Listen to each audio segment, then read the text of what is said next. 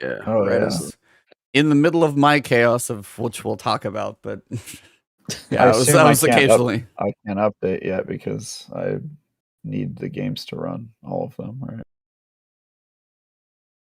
Yeah, it does seem like you might want to hold off a little bit between a memory leak and other things I've seen. I'm not really rushing to Windows 11. Yeah, I'm scared to death. It's a little bit unfinished, to be honest. Oh, yep. See, there you go. That's all I needed to hear. Yep. We got it I'm from. gonna wait. Yep. Got it from Not the source. Mhm. Yep. I cannot afford my podcasting to be affected just yet. No, you know what Windows is like for audio. Yeah. Only has to have a monthly update and it all goes wrong. So. Yeah. Exactly. Yep. How does everybody sound for anybody in chat? And we're officially on live, but yeah, we are here. How's everybody sound though? If I can get some audio checks from chat, make sure we're sounding good.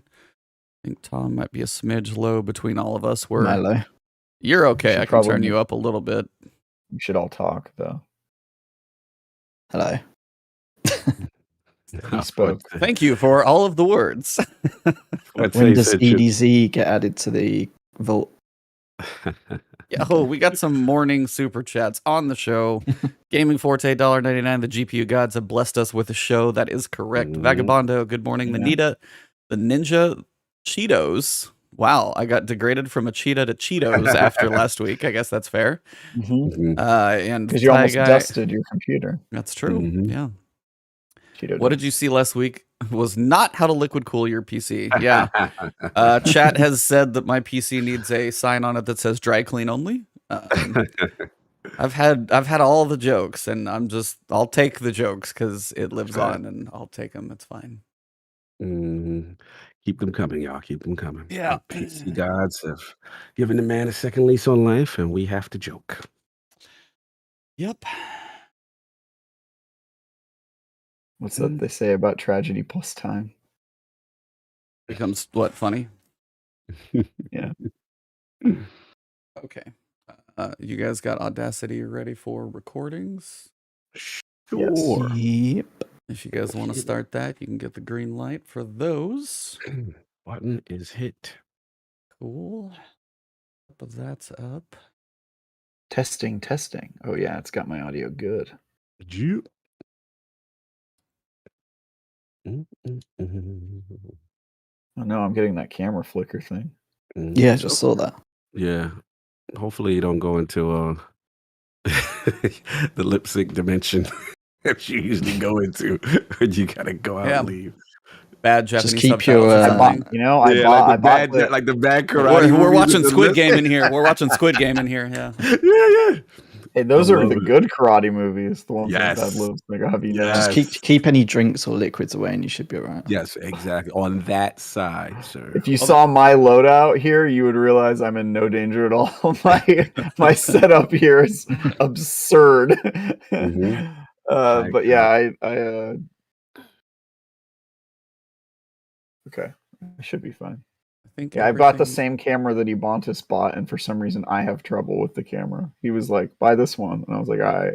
I mean, it's the ElGato face cam, and mine's been honestly like solid since I got it. I had one thing where I couldn't save the settings to the actual like memory on it, and then once they did a firmware update, that's been fine, and I've been good. So for me, I do recommend it, but Travis is not unfortunately myself been quite as lucky. And one other person I know, it might be Paul Tassi, bought the same camera, and we both have the same camera flicker problem, and we're just like, what the hell? What is this? It might be a software update thing. I need to look into it. Yeah, I was like, check the firmware update, see if, because you can do the software update, but if you haven't done the firmware update, you might check that too. As usual, it's all about the software. Well, are we ready to do this whole thing? Yes, sir. For real? Yeah. Not have me like really ready just like lose all color out of my face as I feel like somebody died last time. Did we even make it to the pre-show? Were we pre-live when you? Yeah, we were pre-live. I think we were right at this type. I think we were at the zero countdown. It was 2 minutes left because when I checked in, because Cog told me later that I had to log into my stream from like my wife's computer because it was still like hadn't ended the stream, even though my computer was in parts on my table. It still thought I was live at 2 minutes and just like stuck. So yeah, never quite made it to this part. That was funny. That was funny, says Tom. Fucking Well, vicious. I jokingly This said guy. put it in rice because I thought it wasn't like that bad. You know? And then Put it in rice. Like, and Saw then we his heard. face. So Mhm. That'd be a lot of rice. That was so much water. yeah, when he showed us, I was like, oh, now I feel bad. Yeah. It's all good though. He survived. Yeah, exactly. It's like Yeah. now we can joke I about remember it. so- Cog and I had a powwow afterward. We were like, he just quit his job. Yep, He just I was did just like, like, he bro. I'm like he full Nah, time. just went not like full this. time. The Matrix meme, not like this. Not like this. Not like this. Not like this. Oh, He's man. like, there was time now. Yeah. There was time. No doubt. All right. Well, shall we get this show on the road? Let's do it, man. All right. I think everything is pretty good. Mm-hmm. All right. Silence on the set. We'll get this thing started in 5, 4, 3. All right. And we are live. The Last Word, water-free edition. With Ebontis and Ty Guy Travis. Fresh off of a missed Friday, but we're back. The technical gods have blessed us. First, let us talk to the cheetah, the man of the hour, the man that has survived the most catastrophic failure known to man, but is still with us. How are we doing, sir? I'm here. I have no idea, honestly, how I'm here. Because if you guys knew so a lot of people have seen on Twitter, some people were on the show, a lot of people who are close enough to me know generally what happened. But I've got these basically, type like stainless steel water thing. Reenactment. Yeah, I know. Okay, Everybody's all touchy. They're so far separate right now. It's not an issue. Good. But it holds about 20, 25 ounces of water. And the top is basically the biggest part of it. And that's what actually was not on the top of it, because I was making a mix of my advanced UG in the morning and had everything in there. And the top was not on. So there was no limitation, no slight slow of flow, just the whole, it was like a bucket of water was poured on top of my PC when I spilled it. Literally an open bucket, just whoosh. And the problem is I recently got a case to try and help with airflow. And it's the Corsair 5000D. Mm-hmm. Great case, by the way. Not sponsored or anything, but I actually really like the case for airflow. But unfortunately, it's open in the top. So it's not like you poured on the top and it kind of ran down the sides and you got to clean it off. It ran through the fans, through the radiator, down onto the motherboard, dripping through the PC, through the GPU. It was everywhere. And I was just there was a point where I thought my monitor kind of flickered off and I was like, oh God, there goes the GPU. And I basically pulled the power cable out of the back. As quick as I kind of realized I could, that was my first reach to try and cut the power. There's still some residual power at that point, but basically at that point, these guys were on the Discord call with me because I jumped back in with the phone. I'm over here ripping parts out of the computer, dismantling it as fast as I can. I literally have isopropyl alcohol. When I got that thing over, when I got my motherboard out, I'm literally the whole bottle of isopropyl. I'm spraying my motherboard with isopropyl alcohol at this point because I feel like I can't hurt it. It was so destroyed. So it was that, a hairdryer, a whole lot of Q-tips, a toothbrush. I went through everything, made sure surgery. You put it in the ER immediately. Well, I dismantled. I have a Founders Edition 3090, and I've dismantled it and actually put better thermal pads on for the memory, which has actually helped a lot. So I've taken it apart before, so I was like, okay, I didn't care at this point. I took the heat sinks off the motherboard. I dismantled everything. And somehow, first thing the test was the GPU, because that actually recently won a Newegg Shuffle and helped somebody else get a graphics card. And I was like, I know there's a graphics card in shipment right now. Maybe I can talk to that content creator and see about getting it if mine died. So my first priority was my GPU to try and test it. And I have a computer upstairs where we have Beat Saber set up. It's a little older computer. And I have that set up upstairs, and I moved. That's the one I played on? That's the one I played on? You played downstairs. Someone brought it downstairs when I came. Okay, yeah, it was on my good computer at that point. It was just that one still works. I moved the GPU up there. So I tested it up there for a little bit, and I was like, hey, told my wife, it's hey, jump into Beat Saber. We'll see if the GPU put a little stress through it. And it actually played well for a little while. And then it went to a green screen. And I was like, oh God. So you it's done. It's done. Yeah, I thought it was done. And but basically what it was, there wasn't enough power for the GPU. Because the power supply up there was like 750. This one's like 1,000. So it was just like it ran for a little while, would always sit in Windows, but then it just wasn't enough for the. But at that point, you attributed it's a possibility that it was damaged, not realizing it could not be having enough power. Pretty much. And then my brother went through the same thing because he got like a 3080 and he had an older computer or smaller G power supply when he got his 3080, and his was like ran for a bit and would turn off. So he had something similar. So I was like kind of going back and forth. I gave the content creator that I'd helped get a GPU like emotional roller coaster hell because I was like, I may need that one. I don't. Maybe I do still. So I was just messing with her even more. But all somehow between the cleaning, the dismantling, lots of toothbrushing and alcohol, Q-tips and everything else. And I think I've got like thermal pasted everything recently. So it's all fresh and clean and somehow working at this point. No, Friday morning, and it was Cognito and Travis saw me on the call, and Tom was nice enough to stay on for a little bit, but he had to run. But like all of them saw my face, and later I talked to Cognito, and he was just like, dude, I basically just thought I died. So yeah, your life flashed before your eyes. The IT gods have blessed you. You have a second lease on life. So we're happy to have you back in the world of living computers.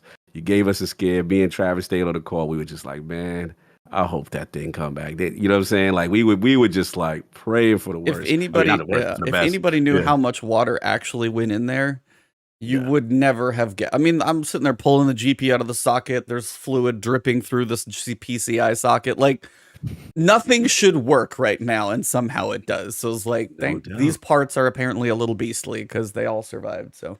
No doubt. So, Trav, anything to compete with this? I hope not, man. I hope it's been. Before we get into our esteemed guest, I mean, am I allowed to heckle him? How much time do we have? You gotta be respectful. I will say I'm amazed at his ability to turn that technical catastrophe into another ad for Advanced GG. That's pretty impressive. Yes, salute to that. Yeah, I think that's really important. He should stop the alcohol company too. That's some joke about the last word campfire almost being extinguished by a bucket of water. Maybe we should rename this the Splash Zone. Cog, you and I are sitting in the Splash Zone of the podcast. I don't know. I could go on, but do I need to? It sounds like you've been thinking on these for a while. I like this. I kind of like we joked about that, and I basically my chat when I was actually able to stream for a little bit. Besides the fact that my AC went out the same day that happened, by the way. Jesus, my AC was out for like the entire weekend after that. That finally got fixed on Monday. They wanted to make you sweat, E. They wanted to make you sweat. Literally, I had no problem with that. But yeah, it's been quite a thing. What have you been up to, Cog? Since I was the one with all the entertainment. I've been good, brother. Just busy, obviously defining Duke and lordsofgaming.net and ILP and all that good stuff. Just, making the rounds, doing stuff. I will plug something as we start. If you guys can, if you see pinned on my Twitter account at Lord Cognito, please, one of our Destiny brothers, man, he is going through a rough year. And I have to shout him out. You've heard me probably mention the name Sinister often on this podcast. He's always, if you've played Destiny with me or anybody in ILP clan, he's either raided with you or helped you get something done. So yeah, sadly, he lost his mom yesterday. And this year has been a rough year. He also lost his dad and grandma to COVID-19 complications. So we're trying to do something special for him. If you get a chance, and if you get out of the kindness and generosity of your heart, you want to help our brother, we're trying to raise something to kind of funeral arrangements and send off the family right. So salute to Sinister. I love you, bro. He listens all the time.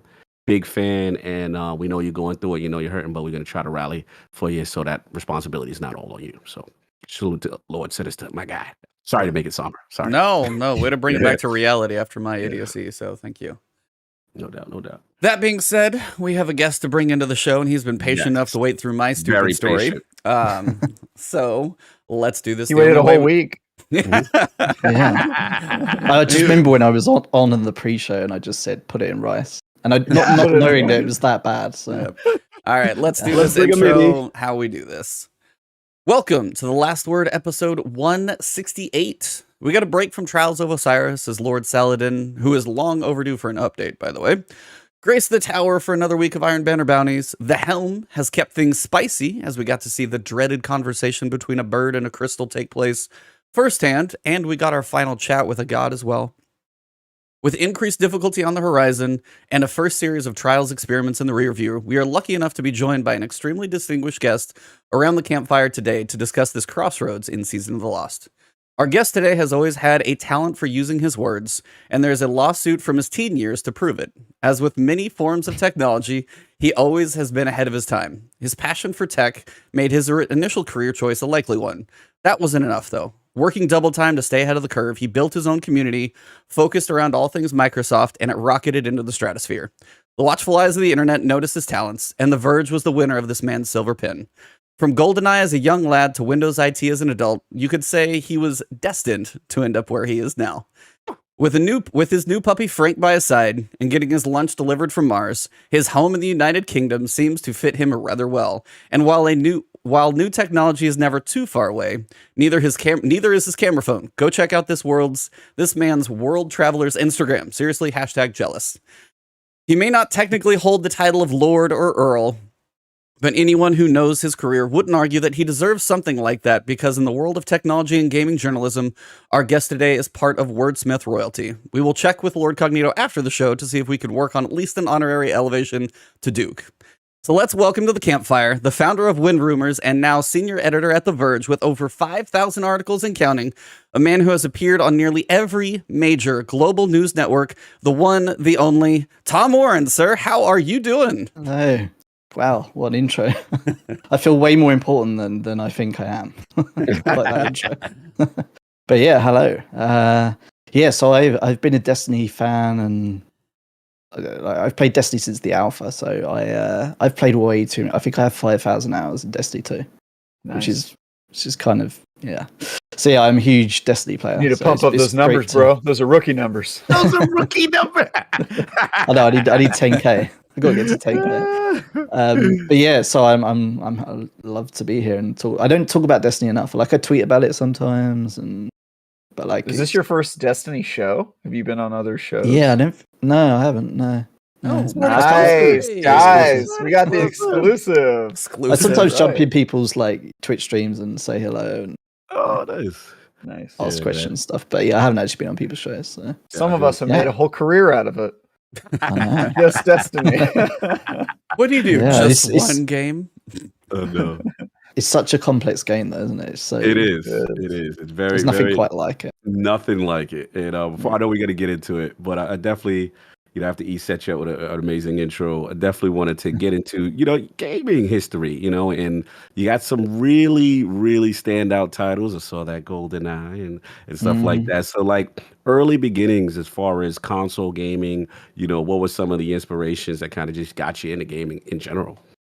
Yeah, so originally I had like a PS2 back in the day, and then there was like this little local store near me that kind of like imported like consoles and stuff. When like stuff back then, like I'm like 37, I feel old. But back then, like stuff was all region locked, right? So you had to like get the specific disc, or if you had like a Japanese console, you had to have Japanese games and like all that sort of stuff. And I just remember taking like, I don't know how many games I had, like 20 or 30 PS2 games, and then trading that in for an N64 and coming home like we've just bought like one game, just the N64 and GoldenEye, and my mum being like, "What the hell have you done? Like, why have you traded this in and all these games for this one game?" And I think that was probably the start of me like being into games and stuff. So I obviously I love the N64, apart from its wacky controller. Yeah, shout out to the Batarang with the analog in the center. Yes, yes. It was made for nothing ever made quite like that, is there? Yes. It was made for a three-handed person, as far as I can tell. I like when I played like GoldenEye emulated on the PC like a couple of months ago, and it's so weird like playing that again. You haven't touched it for years. It is aged remarkably poorly, I must say. It's impressively how bad it's. Sadly, I'm sure the graphics that are in my head are still better by a huge margin than what it actually is. Because I mean, you go back and you think like Odd Job and the shots that you do, you're like, I'm picturing GoldenEye the movie and N64. I'm like, it's kind of trash, but in the moment it was good. You know what it was? Yeah. It wasn't even the graphics for me. It's I completely forgot that in GoldenEye you use one analog stick to control movement and aiming, and that is not good. It is. That's just rough. Resident Evil 4 had the same problem, but it got remastered and they added like a second stick control. But damn, man, it's rough. Yeah, it's rough. But so I was so into like GoldenEye. I was gonna ask I remember like speed running all of the stuff, and even like I went to like a local like mall that we had, and they had like this little competition about like if you could speed run it over like they had like a month-long thing. So if you were the top speed, you'd win like a golden N64. So I won that and gave it to my sister. Really? Ooh, okay. N64. Yeah. So that was you still have it? You must still have the No, gold. Oh man. What? No, I haven't kept like a bunch of my old stuff. Like I think once you move and you kind of like clear stuff out. Yeah. I'm not nostalgic at all. As soon as the old generation's gone, I'm like, well, time to get rid of this. Yeah, I'm so bad for like keeping old stuff. Yeah. Like I like to just trash everything. I have one thing I still wish I had, and that's my Chrono Trigger cartridge. Everything else I'm probably okay with, but that one is like that's my game. But yeah, it's like I've always done traded in typically, even though you get like cents on the dollar. But I've always just like PS4, yep, for the Pro. Okay, Pro for the 5, yep, just you know. And they make the deals like occasionally GameStop's like, we're gonna give you $200. I'm like, what? Sure, like have it, take it. I don't care. You can go rip somebody else off for it. I'll take $200 because I got my use out of it. So I do have the hard drive that they had you take out of your N64 with that little plastic tool when you're doing the expansion drive. I have like the old heart of my N64. It's like one of the only relics I have. It's just Kalima. Yeah, I've got that. I met for my birthday a few years ago. My girlfriend like booked. There's a place nearby us in Peckham. It's called Four Quarters or something like that. It's like some really retro thing, and she like booked like this whole area where they had like all old N64s and like every generation of console. And that was cool. A nice lady. Nice. Yeah, you gotta keep her cool. There. Yeah, that's pretty awesome. That's what's up. I just want to ask quick before we transition off GoldenEye. You know, I have some family in London, and I've traveled there, and that's how I actually, as a young age, got introduced to like the impact of like James Bond. So was GoldenEye in the UK, like, was it like this massive thing because of also the popularity of the series and in general? Yeah, maybe. Like I think it was like the first of its kind, really, wasn't it? Of its genre, really. So like I think it was that, and it was like the 4-player. You know, like I remember just taking my N64 to friends' houses and just doing that split screen multiplayer stuff, and like it was just so unique. So I think there's definitely a part of the Bond stuff, but it was like the only good shooter until Combat Evolved figured out how to do console shooters. Like that was like, and then after Combat Evolved came out, everybody was like, oh yeah, like why aren't shooters just on every it's perfect for a controller. Why isn't it there constantly? But like that sort of experience, like kind of really kind of got me into. I think the N64 was like really like the PS2 was like great, and I loved all the games there. But the N64 was like kind of the like that was the thing for me. And then when I really got into like PCs when I was after that, and started like I did some stupid stuff as a teenager. Like I'd nick my mum's credit card and buy PC parts and shit. Yeah, like shout out to Tom out here. Did she like make you return them, or was like, did you like receive this package and the credit card bill just kind of went through? No, or? she let me keep them, and like I think my parents like basically fostered my like obsession with PCs. Sounds so, like they were like, so I was kind of lucky. He didn't buy drugs, so I guess we'll let him keep this. Our man's out here committing felonies for the love of the game. There was no repercussion for this. Yeah, I'm like, I know, dude. If I did that, I would be a corpse too soft right on now. me. That's for sure. Really? Oh, I got to get to the Warren household. This is for sure. You guys would be finding me along the roadside if that were me. So I got really into PCs and like building PCs, and I don't know. Like I remember we had like a shed in our garden. I don't know what that converts to in America. Now that we get it. Yeah, we have that. And it was just full of PC parts and just old PCs and shit. Like we used to build PCs for like my sister and my mom, and I had the whole thing, like a server, Active Directory network, the whole lot going on. It was just stupid, really. But that got me into PC gaming, obviously, and Steam and everything else, and particularly Return to Castle Wolfenstein. So like that was my big one. So I was in like clans. We competed in like they had like an Intel gaming tournament in London in the Science Museum many years ago. It was like the very start of like that sort of thing. I used to go up to like LAN events in Manchester and stuff and just drag my PC along. Oh man, those PCs and the monitor that's like the weight of my entire body as a child. Like CRTs. Oh my god, CRTs. I got this like 19-inch Dell CRT. It was like sort of like this deep. And it's just you carry that thing around, doesn't even fit on the little cart. You put it on the card table that's at your friend's LAN house and the card table goes I remember doing like house parties at like when I was like 16, 17. And I'd take my PC to the party, which sounds really like that sounds like the most nerdiest thing right now. But it was like full of like MP3s and so much and stuff, work, man. I remember doing LAN parties was like so much work. It was like everybody's TV was huge. Even if you were doing like a Halo LAN party, which is what I did, the TV was like the biggest thing. Now that's like the easiest thing. Monitor, all right, easy. Oh yeah, so true, so true. But Return to Castle Wolfenstein really kicked that and GoldenEye really kicked off my love for like first person shooters. Basically, that's mostly all I play. Really, nice. Well, I dedicate most of my time to that.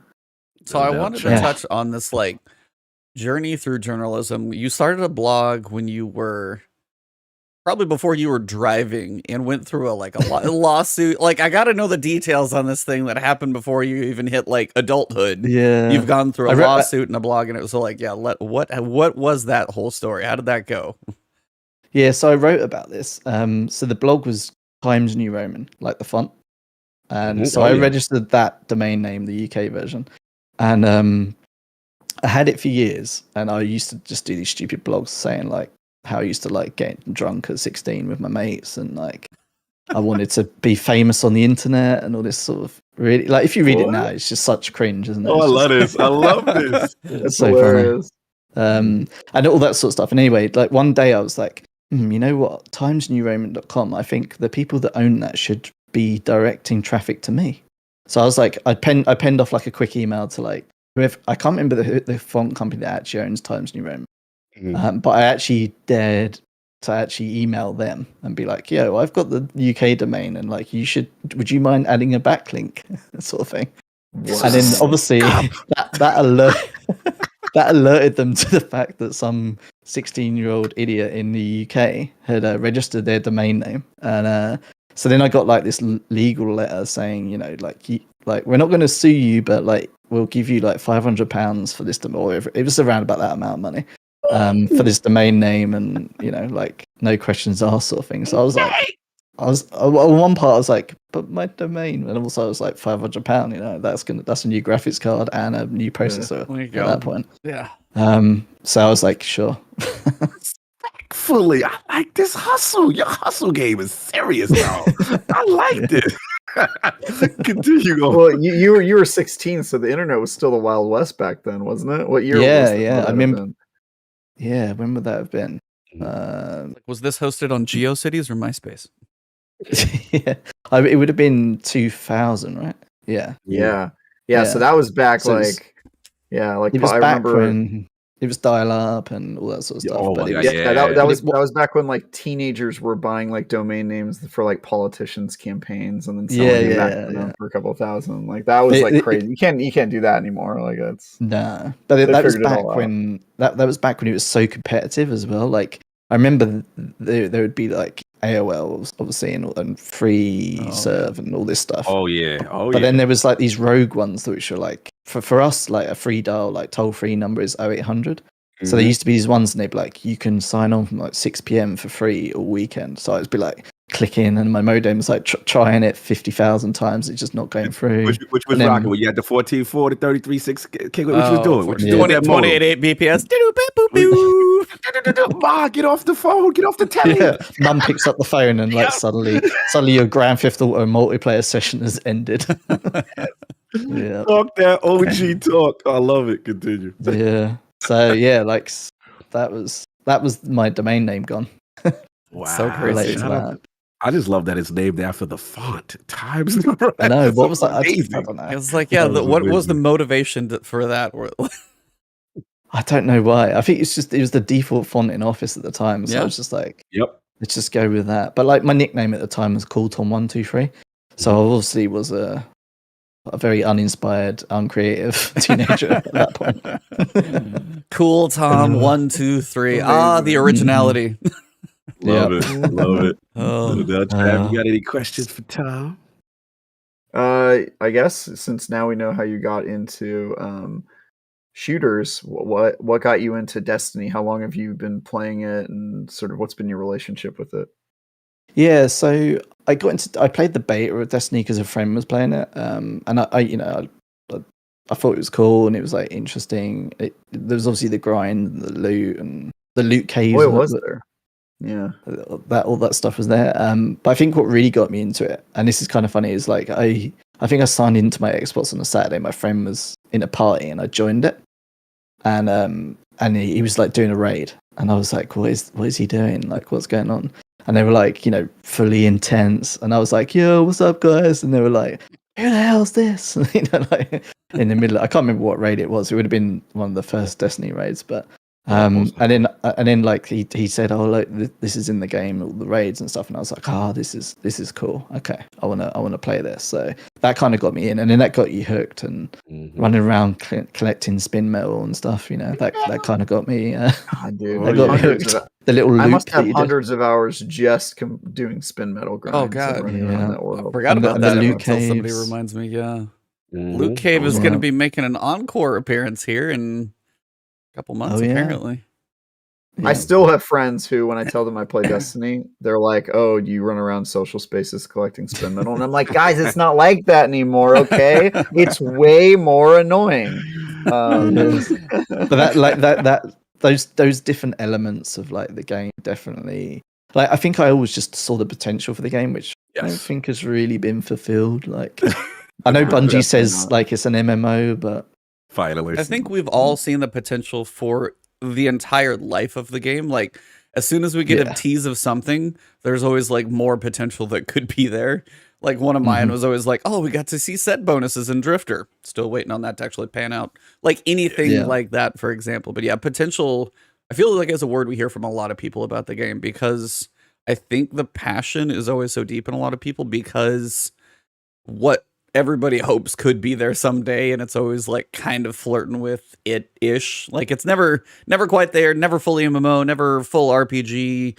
Yeah, it's always a hybrid mix, isn't it? Like, but it's a mix that no one's been in. Like obviously Anthem tried, and Division tried, no one's really been able to compete with it, have they? Really, like it's. I also don't want unique. it to be a full MMO. I'm kind of glad that they're not going fully there, but I agree. There's like this weird subgenre that mixes a lot of other things, and they've not been able to replicate it. There's been so many Destiny killers, like all of them, they're just corpses, like just great tombstones. I just remember the beginning of Destiny when it first came out. There was like there's so much UK media coverage of it that it was like stealing boyfriends and husbands away from their families and stuff, because there was like millions of people playing at that point. So. Yeah, I was working in the IGN office when Destiny launched, and I remember we kept posting news about it every day, and there were some people on the team that were like, why are we doing this? Like, why are there so many Destiny articles? And we were like, dude, have you seen the numbers?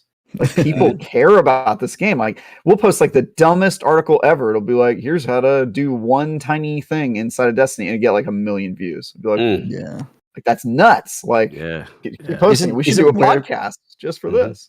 Isn't Where Is Xur still like a top Google? It was until a few years ago, like top. I forgot Xur was in the game. Ebontis makes videos of him every week. I mean, I do that. There's even the people who run Where Is Xur, the website, they'll do their kind of Friday streams, and like you see like pretty good sized content creators like Glad, if he's doing something random, have a couple thousand. When they go on for that little like kind of 2 hour lead up window and after, there's like 3,000 people watching them for like an hour. And it's like this little kink. And it's like, I mean, there's content creators like me watching it, but it's like everybody tends to know about that one thing. It used to matter more, but yeah. I think it's interesting now because they've obviously given him random roles. So it's actually made him a little ball. But they need to like, I think, was it Lucky 10p or someone tweeted? Yeah. That it needs to be randomly dropped throughout the world. I Hell would yeah, love that to would see like the hunt for a him. hunt for him. Yeah, that would be fun. Yeah. No doubt. It'd be really annoying if he used to be super important, Zur. I remember like some weeks he was like the only reason I logged on. I would just log on Friday, go to Zur, see if he had anything. Nope, okay, log off. Nothing new in Destiny this week. Did you buy Galahorn from him? I did the second week. I'm like the only guy who did. I bought it because I thought it looked pretty, and everyone was like, "Travis, you are wasting your money." I was like, "But look how pretty it looks." And then afterward, everybody was just like, "Oh god damn!" Like Travis has this gun, and I was just like, "What?" And back then, you had to basically try and get free Galahorn as well because there were like Dim didn't really exist then, so you couldn't really transfer it easily. So. Yeah, that was the thing, man. The Nightfalls and just seeing the reactions of people who finally get that drop and the classism with Gallo was kind of hilarious. Oh my god, the LFG must have Galley. Mine's still like the worst, just because like I had a buddy who had played with a ton, and he was trying to see how many galleys he could get before I got my first. He almost had his heavy slot full. He almost had 9. Before I got my first one. I think he was like 7 or 8. So he had to eventually complete it all. But yeah, he had a point where he showed me a picture and he had 9 galleys, and I had like got my first relatively recently. So yeah, that reminds me of helping people do for 1,000 Voices. And then opening the chest. Like I helped like a bunch of exports people like when it was like probably about a year ago. And I opened all the chests up, they opened all the chests up, and I got like 4 of them. And I already had it. And I was like, guys, sorry, they kept seeing it pop up. And none of them got it. I was like, what is happening here? Jesus. You're like trying to move the chat dialogue up so people don't see that an exotic dropped. RNG, baby. Those are the days, baby. Those are the days. Yeah. Well, any more RNG? So yeah, that's kind of what got me into Destiny. Like, it's it's tried my patience, I must admit. I think particularly in the last couple of years or year, like I think since it went to Steam with the hacking. Okay. Yes. God. Like there's only times when I feel ragey in a game is when I'm up against a hacker or something. It really gets me. It's like, then don't play Call of Duty apparently right now. Don't play Battlefield. I saw already has hackers in the beta. Like it's they're crazy fast. I do have a random question. In reference to, I think all of us here as Destiny players, at some point there's that point of frustration, right? There's that point of, you know what? I'm kind of out right now. Like, did you have a moment like that with Destiny? And then, if so, what was the moment you're like, you know what? I'm not playing right now. I'm done for right now. I can't. Like, what was the moment for you? I think, was it Warmind around about then? Ooh, okay. I think. I didn't mind the expansion, but I think like once I'd got into it, I was just like, it just felt a bit like repetitive and stuff, and I got bored with the game at that point. So I stepped away from it. I actually think Sea of Thieves came out at that point, and that was like super interesting to me. That game, because it felt a little bit like not like Destiny, but like a lot of the aspects of social play and all that sort of stuff. So I went heavily into Sea of Thieves for a while, and did Pirate Legend and crazy. Nice. Whoa, you got Pirate Legend. Wow. Yeah. Athena level, whatever it was as well. That's like a lot of hours in that game. It was a lot of hours. Yeah, I was trying to balance Destiny and Sea of Thieves, and then at one point I was like, "You got to choose, Travis. You can't have this life. Can't do both." Sea of Thieves now is amazing as well. Like, oh my god, it's so good. It's so massive. Good. And then I paused Destiny for a bit there, for a good close to a year, I'd say. Yeah. Wow. And then the flip side, what was the comeback? What pulled you back? Was it Forsaken? Yeah, Forsaken. Like Forsaken was like truly, I think, the best expansion that Destiny's ever done. And I know a lot of people say the writing wasn't amazing, but I think it was the thing for me was doing the Tangle Shore, and like that took a lot of time. And then the Dreaming City, the surprise of the Dreaming City, and just how big it was and all the secrets and stuff, that was it. That had me hooked straight back in. I was like, this is truly great. So although the other stuff that followed, like One-Eyed Mask and the supers, that was but I mean, it was fun. It was very fun. Seems like you have some issues with the competitive side of Destiny. Oh yeah, well this is what I was saying when we were chatting the other week before the waterfall incident happened. Waterfall incident. Continue. I like that. I play the PvE side of the game mainly for PvP. Ooh, Travis, Well, you hear this? Oh, I knew this. Like, I knew this. Yeah. like I like the PvE stuff, but I feel like it's got to the point where it's, and I think part of this is the light level as well, the creep there, the power creep. But I feel like it's just got to the point where it doesn't feel particularly challenging. It feels like I could almost go into PvE with any gun on, really, and just use abilities. Unless they force you to use a certain gun. Yeah. You got champions that can only use barrier auto rifles. Go. Well, I have like 6 choices. Yeah. Although there's so many weapons and stuff that you can get around that now. You know, like there's so many abilities that you can just totally work them out. But yeah, so I feel like PvE, and they're obviously doing this. What they're doing, like legendary stuff. Can't remember the exact term for it, but in Witch Queen and beyond. So maybe that'll get a bit more interesting. But I feel like they should just get rid of power level and you know have hard activities and normal. Like that should be the standard. Yeah, So I think that also helps. Like if I bring new friends in, Mhm. and they don't have to grind this power to play an activity with me. Yeah, it's like I've been actually playing a lot of New World. Yep, I've been chopping a lot of trees and everything else. So I have been playing a lot of New World. I checked my hours and I was like, oh crap. I don't know how accurate it is, but it's probably not as far off as it should be. But that is still one of those things. If I walk up to a level 6 enemy, I just one-shot it, and it's just like, you never get to do that in Destiny. You never, and that's when you say it's like getting rid of the power level. It's like, in theory, they're as powerful as they want you to be. They're going to cap you in Grandmasters, like, they're going to always have the Delta working generally against you.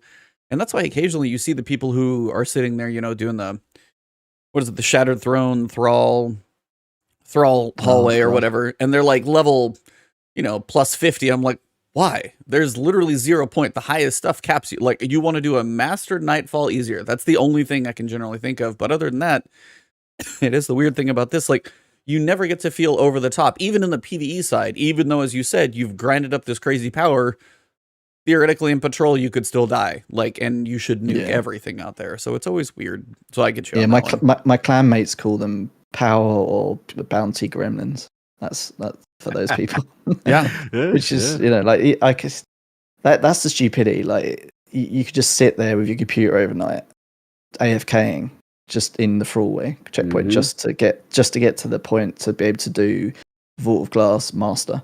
So, which is basically I've kind of had to do a similar thing just to get that because I didn't quite complete the seals. That's another thing. I've got every seal in the game. Wow! Whoa! Yeah, you got impressive. We got to call Teddy up. We're gonna have to compete stats here. What's going on? It's like Teddy's got every Teddy's far gone competition. Teddy's got full Grimoire score. He's a little crazier, but every seal. No, I don't do that. That's every seal is still no joke because like that means you're running raids in all the different fashions and way. That's everything, man. That's legit. Yeah, I do like pretty much every day one raid. If it depends. Like if there's stuff going on at work, then obviously I don't. But like I'll do it in the first week at least anyway. Xbox and Destiny raid come out in the same day. What do? That was actually troublesome with the Xbox Series X because they launched at the same time as Beyond Light, right? So that's right. That was difficult. It's like it was a tough week. I don't want to talk about it. Lots of sleep was not had. Yeah. Salute, man. The one that I'm always jealous, it's the one that she got for doing all the activities with Scourge of the Past. That raid, that was serious. I forgot the name of it now. But there were a lot of Blacksmith. It's the one my brother wanted. Blacksmith or Shadow? My brother wanted Blacksmith, and then he saw that she had to. Yeah, and my brother was like, "Oh, I have to do a flawless raid," and he just was like, "Nope." Yep. I just wanted Blacksmith. There's like some that are called like flawless and unbroken, and you want to be like a tradesman. No, okay, that's your so title like, you want. Some sound so rare. Yeah, but some sound cool. Like there's one that's like flawless, or I figured at some point we were gonna have like a godly type title. I'm like, that's a bit like over the top for what you're trying to say. Is like, I'm God, cool, yay. It's like, no, I'm a blacksmith. It just like it sounds cool. So I was like, I understood my brother for that one. But I want one that's not in the game though. Iron Lord. Like, why is there not an Iron banner one? I don't know where he's up there. Name my podcast. That's the name of my podcast. I've been waiting. They need it, right? Yeah, Like, we how do need we it. Technically, not- you how already do- have that title. Wow. You already How have do that we? title. How do we Doesn't not have a have it seal. already? Yeah. Like Talk Iron to Banner, they use him enough to like fill space and time. Give us a seal to chase. Give us a title. Like that seems like a no-brainer. yeah. Literally in the intro, Saladin, who's long overdue for an update. I threw it in there because again, every time he comes back, it's just to get some bounties done. Cool. I remember claiming like 5,000 tokens for the Reese Walker recently, and I still didn't get a gold roll. Oh my god! I was like, God damn, man. How many did you get in that number of tokens? Like how many rolls did you get? Not even that many. I think like less than 10. Yeah. Which is That whole crazy, thing, man. and the way trials got redone recently, that minimum needs to happen at an Iron Banner alone. But something cooler would be nice. But yeah, if nothing else, a little more directed grind would be good. Especially now that they've done this weird split where like you have to play Iron Banner now because on the weekend there's no trials when that week's on. It's just really, I don't know. I was like, I know It's a bit we had a pretty heated debate when Paul was on. It got quite like spicier than ever. If anybody listened to that one. It was all in fun, by the way. So it was like some people were like, I was like, hey, we had fun, devil's advocates. It's always a good time. But I have never in my life, when Iron Banner was here over the weekend, been like, I kind of wish Trials was here too. And I'm going like, I'm sorry, who am I? Yeah. I never thought that was going to happen. Me too. It's like it's a fun loot grind now, isn't it? Like they've made it more. I mean, it's obviously pretty much. You know, my nan could probably go flawless now, though. That's the problem. Yeah. Like, it's so easy. Wow, that doesn't put me very high then. If your nan's going, I got to step my game up because she's beating me. So Hey, don't underestimate it's his definitely nan, easier. first of all. Yeah, but it is very easy. she's like It's an elite gamer. not over an here. end game activity as we discussed at length. Mm-hmm. Tom's nan is a MLG pro. He just doesn't tell anybody. Yeah. Or my Halo Pro. Well, yeah, I was gonna say. So we actually are at a really good time to talk about. Basically, we've got the delay actually worked. I know, thank God, everything works still, but the week delay works. We actually finished our quest. I want to touch because we didn't get to talk last week about like the conversation everybody was dreading, and then this week, kind of wrapping everything up with the Shattered Realm and actually getting all the witches and kind of. I wanted to see where you guys landed, in Tom. Techians, sorry. Don't call them witches, okay? That's like a very tech offensive, witches. outdated term, bro. That's like calling Tusken Raider sand people, okay? You're not allowed to do that, bro. All right, so we're gonna go with Techians. Anyways, we have 7 of them sitting there. Mara's still sitting over there at her console, twiddling her thumbs, waiting. But anyway, we did finish the quest. I wanted to ask you guys where you kind of stand after last week, experiencing the conversation, seeing how everything went down, getting like the interaction with the intercom console thing. Tom, just because you are a guest, I wanted to get your thoughts on it first, as we kind of did finish the story beats, at least for a little bit. Yeah, I think it's good that Crow finally knows who he is. Like, I don't know how he didn't know anyway, because surely someone should have told him, or he found out. I don't know. We were only allotted 7 words per season, so we couldn't explain it in that characters. Yeah, we don't talk, do we? Twitter limit is too small. Yeah. So it's good that they finally done that. But now it opens up the question of like, where's Crow? You know, where does Crow's story go? Like, I know that I think a bunch of people think they're gonna kill him off. I just don't see that they'd do that. Like, why would they build up that story and then just kill him off? He's going to be the reason Savathun escapes, I assume. That's kind of it seems like. But do you think the Queen or Savathun will turn him back? Like, it's a lot of good questions here. A lot of good questions. I think Mara's going to be too busy being dead to help him with that. That's my theory. Well, we'll get to it, but her city's going to be there, so she might not die now. I'm wondering about that. Someone's going to die though, right? This season. Yeah. For sure. Yeah. Sure. Yeah, he's got 8 legs. I was gonna say he's got 8 legs. I think that guy's dying. So. Yeah. But yeah, like I'm glad they've wrapped that up. But then now that part of the story's finished, and you know we're kind of waiting to see what happens with Savathun and stuff. What are we doing for the next? Was it 5 months now? Like what's the story now? Yeah, getting Galahorn. Yeah. Are we going to get a Halo dungeon as well? That was the little crossover. Yeah, the marathon Halo throwback Bungie dungeon. Yeah, I think the dungeon's called Halo Infinite. We're all going to be in that for a couple months. You go in there and you've got like a warthog and a DMR, and you're driving down like. And then you're like, wait, this isn't Destiny. I'm playing Halo Infinite right now. Whoops. Mm-hmm. But like they're writing, I know, like going back to when Destiny first launched, like the way they had to like split that up and the writing, and it was all. I think I never really followed the story properly at the beginning, to be honest, because it was very confusing, very convoluted. It was, yeah. But their writing over the past year, especially, like it's been very good. They finally gave those Grimoire writers a job on the game. That's what it seems like. Yeah, because the Grimoire writing has always been so good, and then you look at the writing in the game, and you're like, really? I don't have time to explain. Well, I don't have time to explain. This is awful. Who is writing this stuff? So yeah, and like, but do we think Crow will be the Hunter Vanguard? I think so. I kind of think so. Yeah, I'll jump in. I think they want this position to be earned. That's the vibe I get from the writing team. They in some long roundabout way, because they have literally delayed this, story for so long. The Hunter Vanguard has been absent, obviously, since Cade's passing, and it needs to be filled. But it is interesting the route they're going, because I'm with you, Tom. I'm very curious, especially with the way things have ended now. He's been revealed, which is rare. Like, no one generally knows their past life, prior to a Guardian. Now that he has that information, what turn does that make? What turn does it?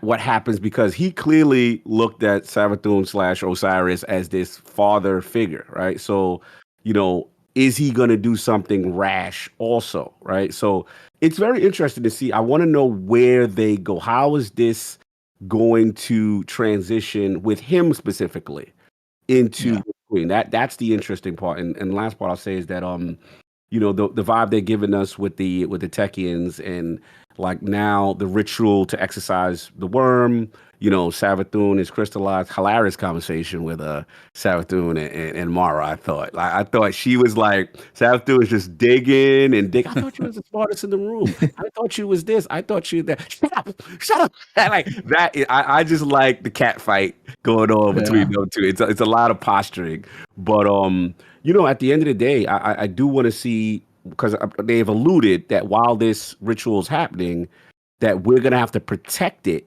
because Ziva Arath is going to try to somehow interfere and interrupt. But yeah, I'm very curious what is Crow's role with this situation, and eventually, in my opinion, how does he become Hunter Vanguard, and if that title happens, and which queen or whatever. What do you guys think?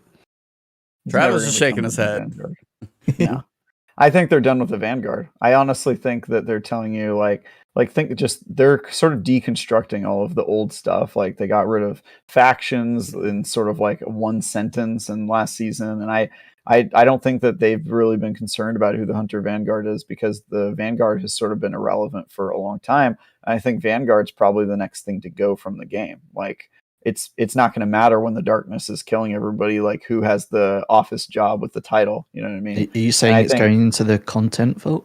Yeah, that's right. Yeah, we'll get there in a second. But yeah, I really would be surprised if they were like, all right, he gets this official title and this role and responsibility. I just think Destiny's beyond that point where like you're chilling at the tower and like people are giving you orders and stuff like that. I think it's just going to be like, after Savathun, it's going to be like, all right, we're in the final stretch here. Like, things are chaotic. We're fighting a war. Like, it's not like, who cares who's doing what at the tower? And I would be surprised if a lot of people said like, oh, Makor might die in the next season or whatever. I don't think that's probably going to happen, but I do think that the old model for how things have existed in Destiny isn't going to be relevant anymore. That'd be my guess anyway. Yeah, that's interesting. I wonder, like, there always been leaks about the tower changes and stuff. Like, I wonder if we're finally going to see that get blown up or something. See, that's what I guess I was wondering about too, because Travis was saying something about the Vanguard, and we'll get into it when we talk about the Destiny content vault of what's leaving. But I sat there and I stared at the helm when I was getting ready to like make my video for that, and it's like, there's a lot of things in here and a lot of characters based around this season. Are any of those going to stay? And there was this rumor somebody got into the modeling or something, like the game files of, spoiler warning, by the way, that I have no idea if this is anything, but it was like the idea that the helm was like this detachable ship. I feel like I heard that at some point. Like the helm is actually something that could be potentially, and it's on the director as its own node at this point, and it might just not be connected to the tower anymore on grounded. It could be something that actually like floats or something like. So it's like if it ever got to that point, and that's just kind of like, where we do things from going forward. If the tower gets blown up, something happens, who knows? I could see that kind of happen. At least it feels like they set up a little shit, like basically because you got a vault in there, you got a postmaster, you got a little bit of, you just need like Rahul in the corner next to Crow or something like that. But outside of that, you can probably find places for most people in there. And it would give them a way to kind of do something drastic to the tower again, kind of as we've been through before. Yeah. Which again, is Travis would say. It's a good theory. It would be nice because for. I've been confused why there's basically two towers and one of them's useful and one of them's not useful. Like that's having to. You have to do the whole back and forth, don't you? Yeah, go to the helm and Engrams. all right, well now I need to decrypt my Engrams. Yeah, Time to go back to the regular tower. Prime Engrams is annoying. I gotta keep going back. Yeah. So yeah, just all that combined. So I'd like to see some big shift like that if we're going into this finale trilogy for the saga of Light and Dark and all that stuff that they're going through. If they do something like a tower shift up going in, like Savathun does something crazy, I don't know, but that would be kind of a nice way to, as Travis said, like have the Vanguard. Maybe they're not as important, and it's more of kind of this combination of just like allies as opposed to a Vanguard having any power authority. It's just like Guardians, Cabal, Mithrax, and the House of Light, and just all of the forces that are working with us somehow have a place to meet, and all the NPCs are in one area, and you're not running around this crazy big tower for kind of no point half the time. Oh, I gotta go do something in Gambit. Like, I already don't like going to Gambit. Why do I have to run all the way down there just to go talk to the Drifter anyway? It's like, are we ever gonna get more out of that guy? His lines are always hilarious, but he's just sitting down there and kind of the bottom of the barrel of the tower. So it's just interesting. And if the helm floats, like say it's floating, then this should bolt onto it. And what this is more vault space. Please. Yes, I am the worst on that one. I have an emote. I literally have an emote on Twitch that is like my cheetah's eyes, like peeking out through a whole bunch of engrams. I finally had JoJo make that one because my vault, my postmaster, my characters, everything is my vault space, and I never have enough. Fix collections. Just fix collections. Well, that would help too. Don't worry about vault space. Just let us delete it. Like say I've got a hand cannon. I've killed that roll off. I could just build it again out of collection. That'll be interesting. That's right. Yeah, you should be able to designate a role for all of your weapons and armor. Like as long as you've actually got that role, acquired it, you should be able to recreate it. Yeah, totally. Yeah, if they did collections right, I don't even think we would need a vault at all. Yeah, like maybe for a few extra roles that aren't in your collection role. But I know that the vault space is specifically on the technical side. It's actually tied to like the amount of memory on the consoles. Yeah, it's like they say that, but I was like, the PS4 got to be able to manage a little bit. And I know we'll get into all the technical. Yeah. We're going to get into the technical discussions because we have some opinions about all that stuff here. So I guess this probably works as good a segue as any when it comes to technical space. We got to talk about this because they dropped the TWAB, but they dropped something before this yesterday, and it's all about the update to the Destiny content vault. And there are opinions to be had on Twitter. If you look for them, it's not too hard to find them.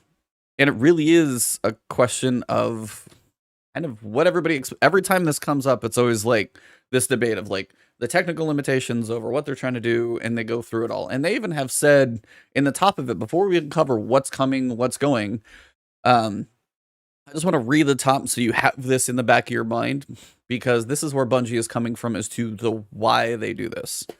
So they say, last summer we introduced the Destiny Content Vault as part of our commitment to the future of Destiny 2. The DCV was created to help us achieve our vision for the game through our trio of upcoming expansions and beyond, which they keep hinting at. By cycling select content into the DCV, the team has been able to focus on bringing you new activities and adventures at an incredible pace, with weekly updates that introduce new gameplay wrinkles, new activities to enjoy, and that push the Destiny narrative forward. The impact of the DCV can be seen throughout Destiny 2, from very popular new activities such as Battlegrounds that have persisted throughout Year 4, to innovations that have made the routine experience from Destiny better for every player. For example, the DCV has provided a great deal of technical breathing room that the team has devoted to important improvements into the Destiny experience. Upgrades such as drastically reducing our patch response times, improved loading times, quicker access to the UI such as your inventory or the map, and others link directly to the opportunities that DCV has created for the team. Today, we wanted to give an update on our content strategy for the near future of Destiny 2 and pave the way for the Witch Queen expansion.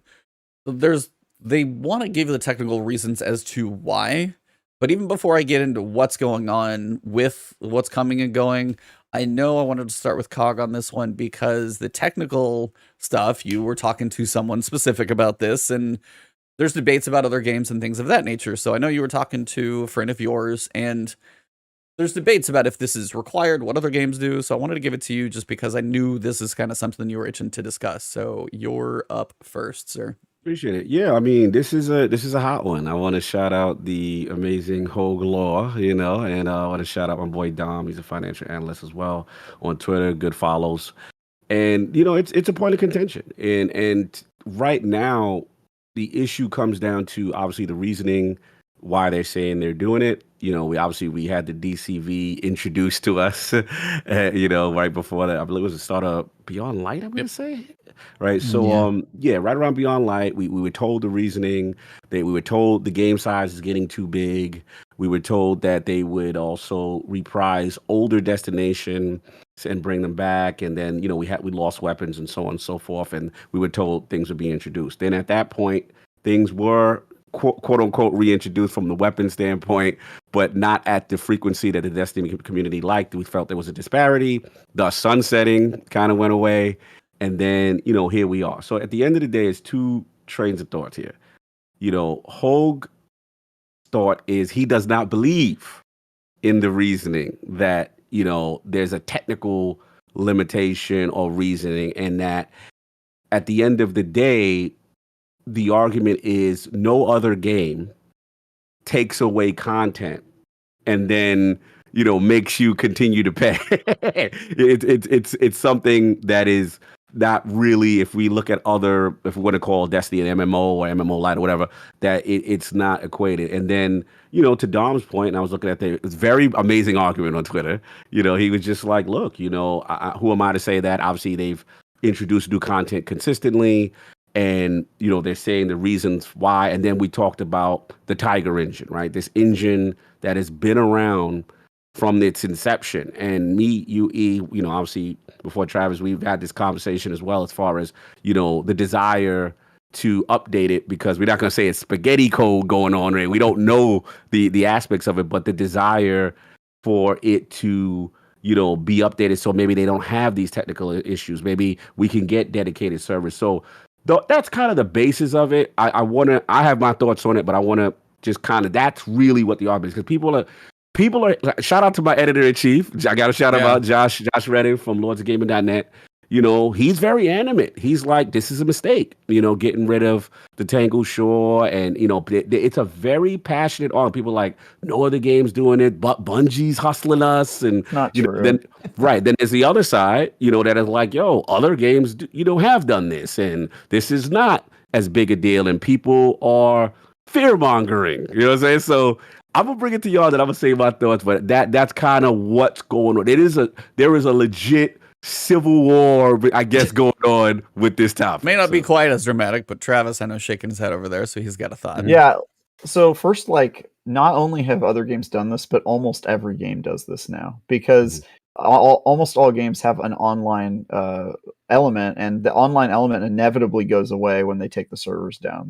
Go try to play a game like a Call of Duty from 10 years ago. The servers won't be live. You won't be able to access any of those maps or play the game. Part of the user agreement now is that games change. I also don't really like the argument that no other game does this, or that we've not seen this in the past with older games, because the genre of gaming is changing dramatically, and the stuff that Destiny is doing with seasonal content and that sort of stuff, that's sort of a new model, and there's not really an answer to it. Older games were maybe coming out with one or two expansions, like Skyrim, and then no more content. Destiny has new content every week. You can't just put all of that in the game. So I will say I agree with Hogue that I don't believe the technical limitation part. I really don't. I think it's more a matter of I think it's more of a matter of consolidating all of the players around a couple activities rather than having 9,000 activities and splitting the player base like 50 different ways. I don't think that I think that's probably the bigger problem. When they say technical limitation, they're sort of being intentionally vague because they could do it. It's more of a matter of, to them, it's not worth it, and the advantages outweigh like the disadvantages. But I personally am not a fan of like people taking away content from people who've purchased it. Like, I 100% get that argument. I'm a reviewer, so like my job is to like speak on behalf of the player, and I don't think that that's a fair deal. But I think there you can say that, and then you can also look at like Fortnite and the events that they do, and you can't replay those if you miss them. They're live events where the whole universe gets sucked into a black hole or whatever. Like there's some of Destiny that you're not really paying for, you're just getting. You know what I mean? And I think that those things they have a right to like remove from the game. Obviously people did buy Forsaken, and it sucks to see it taken out of the game, but Bungie's also being pretty transparent about it, right? They're being like, hey, this is a decision we're making. We told you that this was going to happen a while ago. We're now telling you that ahead of time, so you have time to play it.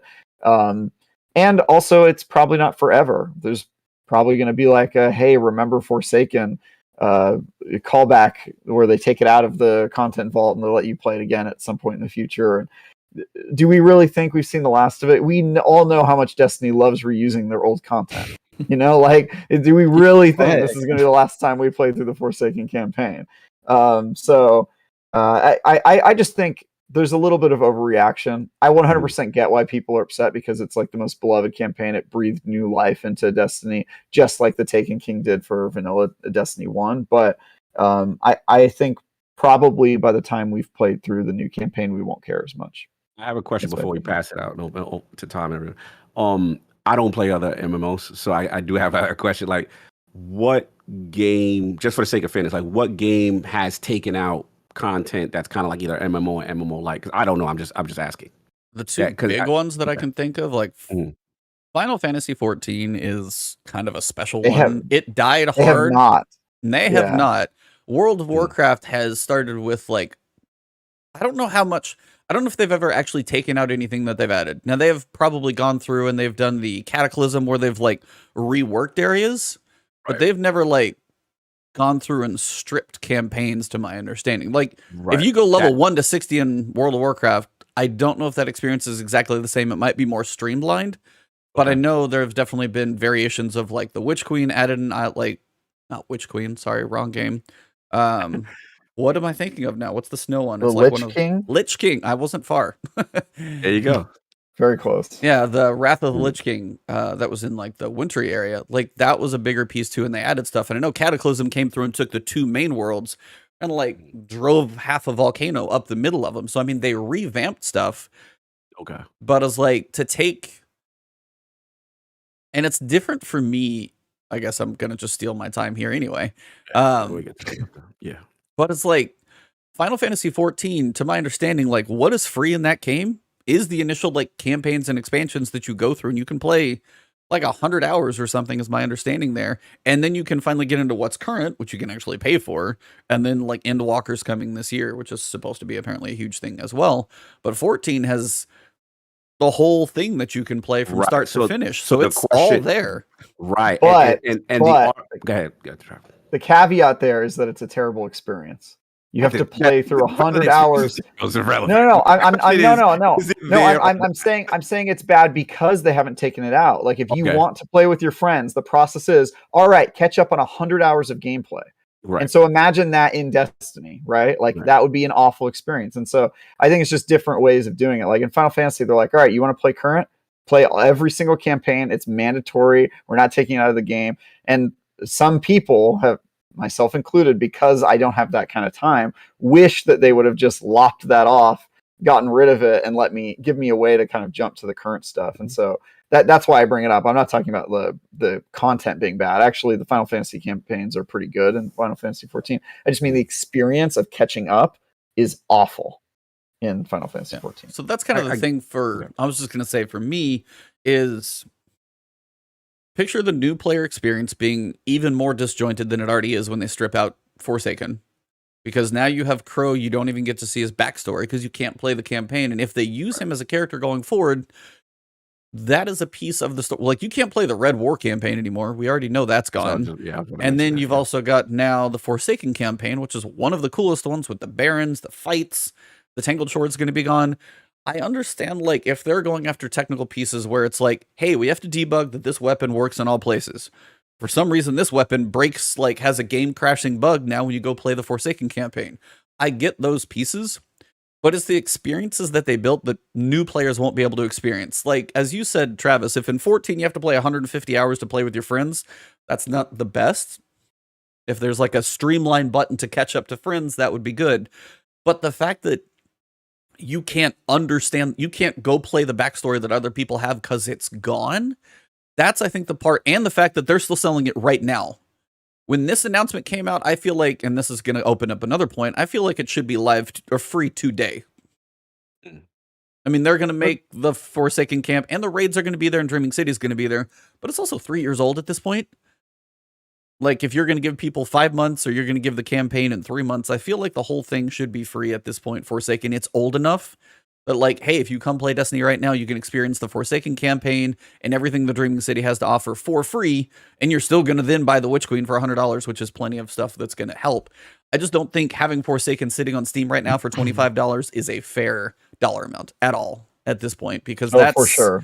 That's too much. Somebody said they bought it for like $8 on Twitter. I was like, oh yeah, keep that. That's fine. But like, $25, that doesn't seem right to me at this point, as it has an end date that is not, you know, it's less than 6 months away. And it's just the fact that, like, it's one of the coolest stories in Destiny that we got to see with Cade go away. It's kind of his send-off. Sorry, spoiler alert if you're too late to that one. But also the fact that you get to see, like, the Barons and Crow, you get to see him, Riven, all of those pieces that are now actually coming into a real important piece of the story right now. You have no way to go back to that. And I know we're not going to be able to go back. Be able to do the raid, right? The raid will be there. That switch will exist. That's going to be even more out of context than it is now. Right. Let's get Tom. Yeah, sorry. I was like, I know we rambled, but I was like, we got to get our esteemed guest. I think this all comes down to a couple of things: how you value art personally as a player, and then Bungie's business models, which are a little bit hectic for Destiny, because you are paying for DLC content. And then you're paying for like a battle pass essentially, and I don't think you can really have both these days. And I think the don't forget that. and microtransactions, yeah. I think this whole like mixture, this hybrid of like revenue opportunities for them, like they wanted to go free to play, the Activision split, whatever, all that sort of stuff. We don't have to go into that, but they obviously had a particular direction where they felt like they could monetize the game. And perhaps it hasn't really fully gone one way or the other, and they kind of still trying to work out the revenue mix. And I think that's the tension that we're seeing in the game over the past sort of couple of years or whatever. I think that's the biggest problem at the moment. They need to figure that out, because when they're doing this content vaulting thing, it feels like they're taking content away from you. But on the flip side, it's how do you value that content? Like, if I go to the cinema, I see a James Bond film, and then 3 years later it's on TV. I don't go, I was ripped off, like that's, it's on TV for free. Like, I don't do that, right? Like, because I've had those that hour, that 3 hours of fun, and I've experienced that. And then I've forgotten about it. I might want to watch it again, maybe, but I might not. And I think that's the kind of same here in a sense. Like, I don't go onto Tangle Shore much. I'm not going to miss that. I have the memories of that, and it was great. And the amount of hours that I've got out of that, whatever, $30 was like hugely valuable for me. So I don't feel like I own that. And that's another point, is that you don't. I think if you're playing Destiny, you feel like you own the content and you're going to go play it in 10 years. You're going to come back to it. You're playing the wrong game if you have that approach to this game. Yeah, really. Because it's just kind of not what the game is. But Bungie's never really truly like Forsaken is a good part of this, because that was where they kind of really tried to adapt to this whole live game. Like they said the world's going to change. It has, and it hasn't though. Like, they haven't really built upon that. They have a lot of promises, like we said earlier. There's always a promise for this game, but they haven't really fully gone in one direction or the other. And it speaks to me there must be internal, struggles. Like directors want to go one way, and all of that sort of stuff. And I think they need to figure all this out. Like they need to figure out their revenue. They need to figure it out. But I don't think it's necessarily a bad thing, the content fault. I think players just need to understand the type of game that they're actually playing. And like Travis said, you like the Xbox is great for backwards compatibility. I can go and play a Call of Duty game from 10 years ago, a 360 game. I can, yeah, but the servers don't really work properly, and the game just is not a great experience. It's like I've missed that time to really play the great aspects of that game. And that's definitely going to be Destiny, like even more so. Like the stuff's just all going to be missing, and the content's not there. But yeah, like I think that Bungie just needs to be a bit more clear about their direction. I spoke to like Joe and the guys a few weeks ago. What was the vibe? We talked about a few of these issues, particularly the new player aspect, because I feel like they've really screwed that up. That's what I was going to go next.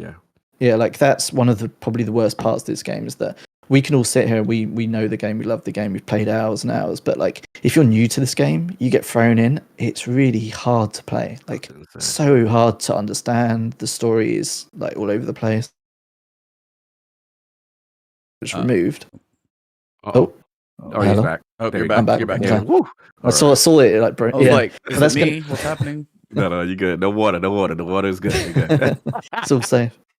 So that's obviously going to get worse. And like, how do they tackle that? And they've spoken about how they've been able to afford to do like really great content, like dungeons and stuff like that, just through basically selling like skins and stuff, which is great. Like I don't mind that stuff's in the game. I don't mind that people buy stuff to customize. I think that's a good model. But they need to work out what they want to do. Do they want to? Do they almost want to charge us monthly to play this game? Like, is that what's going to come 4 to? times? Yeah, it's yeah. weird. Like, stop charging us all these different places. Like, figure out where you actually want to make money. And like, one of the points I made to Joe, and I was like, please just like start selling emblems in the store. Like, have a creator-driven experience where I can create an emblem as a community member and sell that. You take a cut, all that sorts. Because one thing that they really do well is like they demonstrate in the TWAB every week people's artistic skills and the creators and the community stuff. But they never really pick up on that social aspect of the game enough and bring it into the game. Like it's like DIM's a third party thing. Like all these really cool experiences out of the game that help you play the game are never really in the game. Like they. Oh, we lost him. He's in the shadow realm. He's in the shadow. Oh, he's back. There you go. I don't know what's happening. Here, hold on Discord's 1 second. being weird. Let me see if I can switch our Discord server to see if I can get us a little more. We doing that live? Oh no! Everybody, I hold wonder if on. Discord is going More water on the podcast. Oh. All right. We'll try that. I'm We'll back. switch in the middle. I put it to the East Coast, so hopefully between UK West flow. Coast and That's UK. probably what it's doing. That's probably what it is. Because it was Central. That's where I'm at. Because I sit between these two. Yeah, that is what it. I mean, listen. These. Okay, I'm sorry. So there was a lot there, a lot of cans that I just opened. But like, I think that the way that they make money in this game is the core thing. And like you said, you don't like someone doesn't believe the technical aspects. Nor do I. Like, I do to a certain extent. So their engine is a little dated. I think we've seen that. They haven't. They're as a team. They clearly haven't. I don't want to be rude about like Bungie, but they clearly don't really have any idea how to build a game for PC, because they obviously had Vicarious Visions doing that before, and they've really struggled. And obviously, the anti-cheat kind of speaks itself. Oh yeah, implying that there was an issue with cheating on PC. Are you implying? No, it's fine. But there's just so many little things, like even like the CVAR files sometimes corrupt. Basic stuff. And there's obvious like missed opportunities there and just missing knowledge there. And I think that all just adds up. I feel like they just need to work out like how they're going to make their money out of this game going forwards, and like where it's going to go. Yeah, the model. This is an interesting one because again, for me, it's just there's two trains of thought, and selfishly, as a hardcore Destiny player, I don't care about the technical show anymore. Honestly, I'm gonna be brutally honest. Like when the news came out shout out to Tassie, who we've had, the week before. In my mind, the Dreaming City was out of here. I was like, damn, they're probably gonna wrap up the story. Savathun is connected to the Dreaming City. And personally, the Dreaming City hits hard for me because I think you even said it at one point, Tom, where, you're playing Forsaken. And let's be real, the thought was the Barrens, we're going to be stuck in Tangle Shore. And then this magical thing happens with this talisman. You unlock it, and you're into this beautiful world of the Dreaming City. And in my opinion, it's the best play space they've ever created, the best sandbox from a visual standpoint, aesthetic standpoint, the raid, the connection, the cycle of the curse. Like, it is truly a spectacular thing. The music, the chants, it's just beautiful. I just love that space. So for me, I'm like, okay, they're keeping that. And then I'm like, all right, why do I still go to the Tangle Shore today? Again, this is selfish cognito. This is selfish. I'm just saying right now. I don't go there unless it's for Spider. Like, I'm like, okay, Spider, what's the exchange rates today? Yep. All right, Glimmer.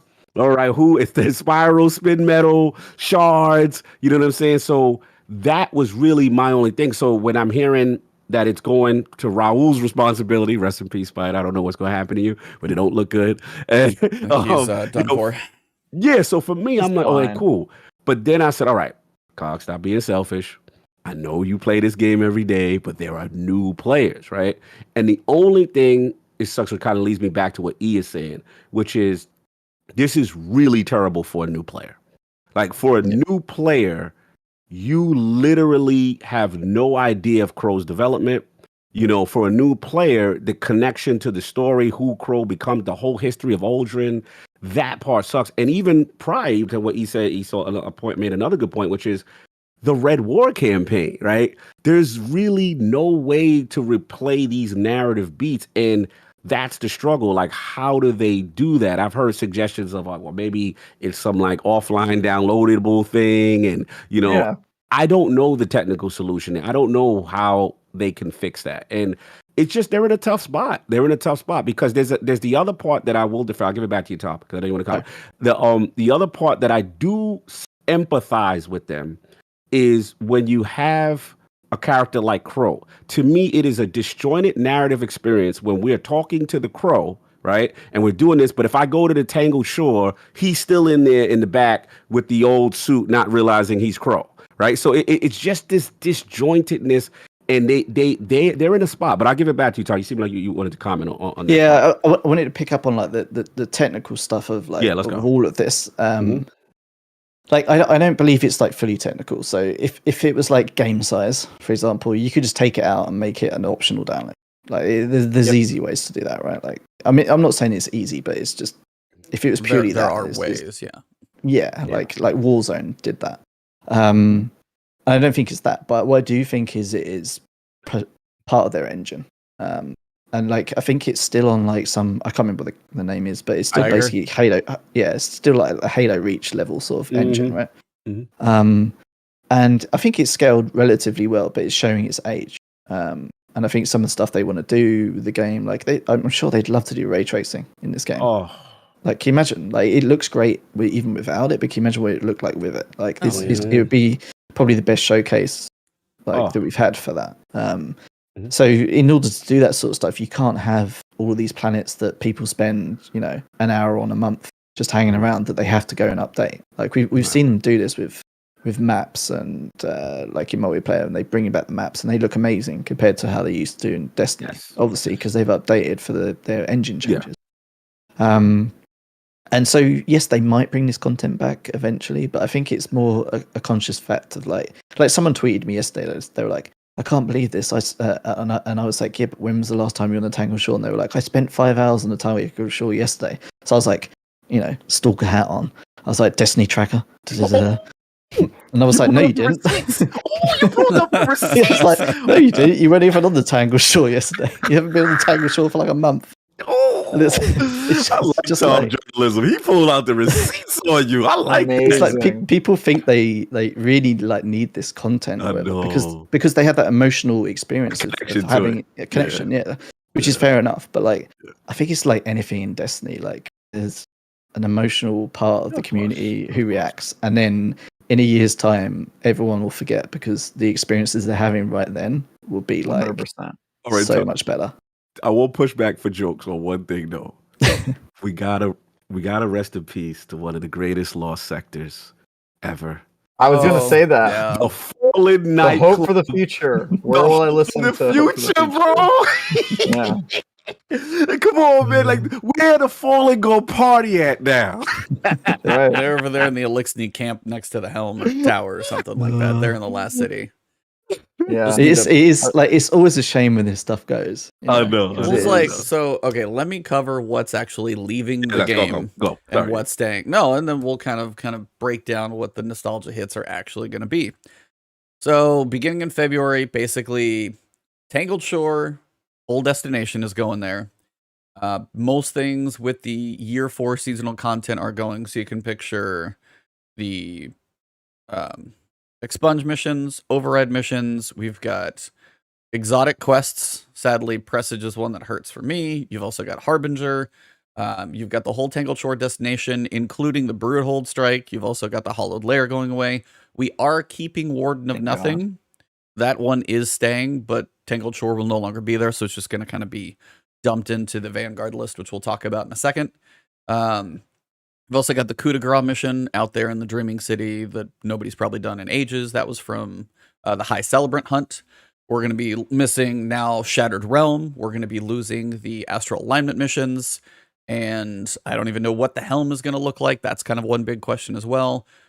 But yeah, the Tangled Shore is gone, and pretty much everything in year 4 minus Battlegrounds, which are going into the Vanguard Strikes playlist as the Vanguard Operations playlist, which that's a positive. I know that'll give some, variety, at least in that playlist, because there's 4 of those in there. So if you do run strikes, you're like, oh, it's not a strike. It's got a little thing. So that will be a positive. So we're keeping Battlegrounds, keeping Warden of Nothing, and I feel like there was one other major piece I'm forgetting for what's staying, but most of year 4, the Dreaming City and all that stuff. Yeah, the Dreaming City is staying. Yeah, Raid. that destination. The raid stays, right? Oh no, we lose. Do we lose the raid? Or No, do we not? the whole Dreaming City. Dreaming City. We're keeping the raid and the Shattered Throne. So the dungeon is Cap Shadow. Yeah. Yep.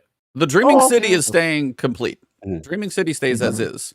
The only thing you're going to lose from there is like Astral Alignment and the Coup de Grace, basically the 2 seasonal things that we've got from this year.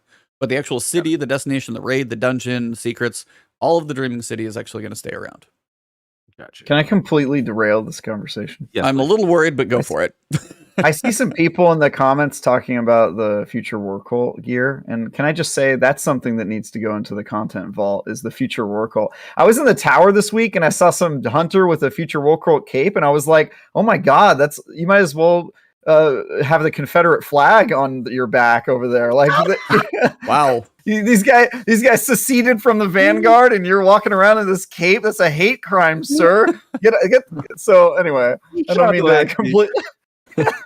Lakshmi is out here making the tower great. I'm gonna go to the tower, and there's gonna be a statue of Lakshmi, and I'm gonna be like, what? In town square, they got a statue of Lakshmi here. I'm gonna start a protest. Take down the Lakshmi statue.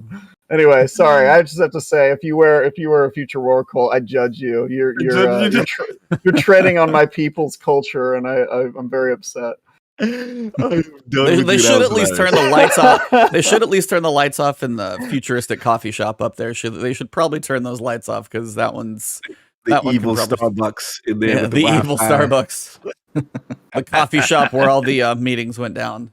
But no, I was like, I'll start just for everything that's leaving. Oh, we're keeping the Proving Ground strike because that's over on Nessus as well. So that's kind of Battlegrounds related anyway.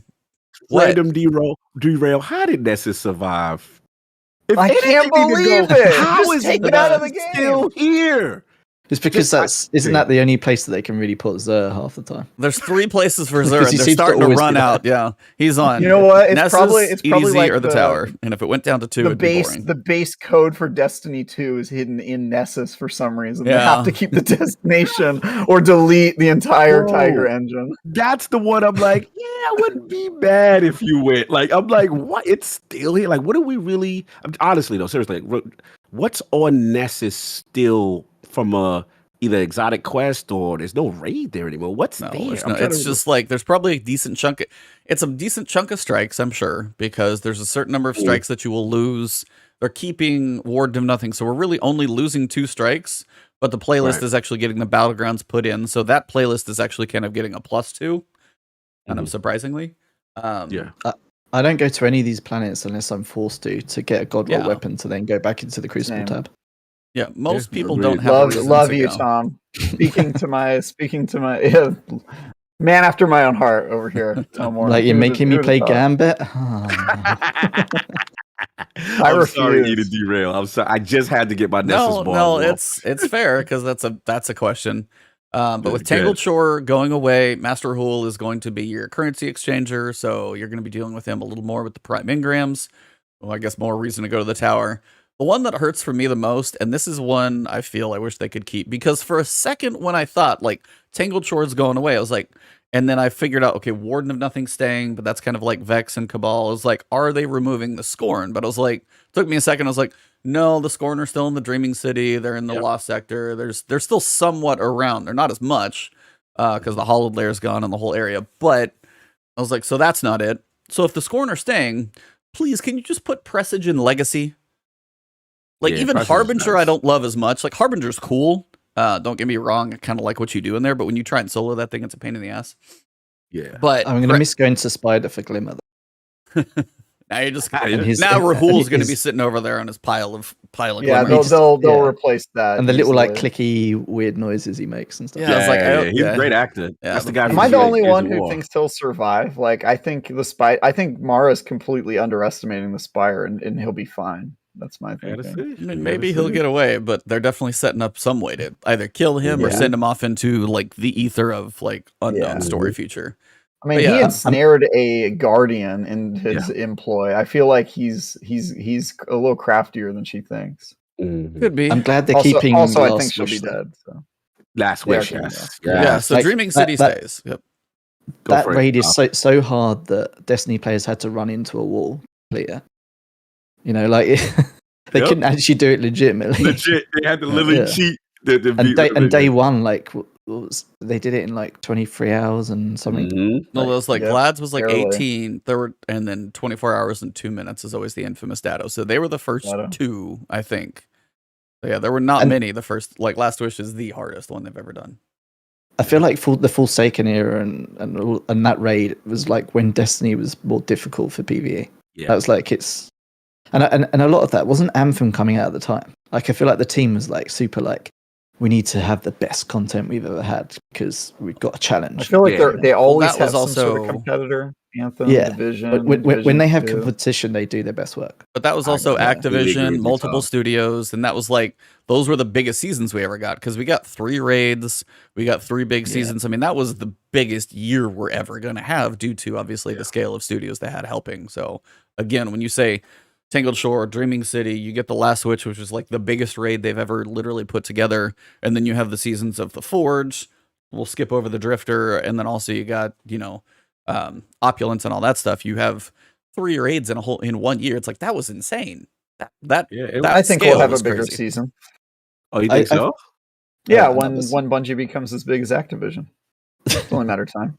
I mean, make better games. Activision may start falling apart at any point, but that's a discussion for a whole other podcast. Anyway, we interrupted you. I'm sorry. I was going to say that one thing that I really would love for Destiny to get back to is like the secrecy. Yes, like the data mining stuff it kind of does ruin the game a little bit. Yeah. But I loved it like when there was a secret new area that came out, like a secret new exotic, and like people would literally be calling me like, "Dude, you have to get online. Like it's Tuesday or it's just Wednesday, just random points."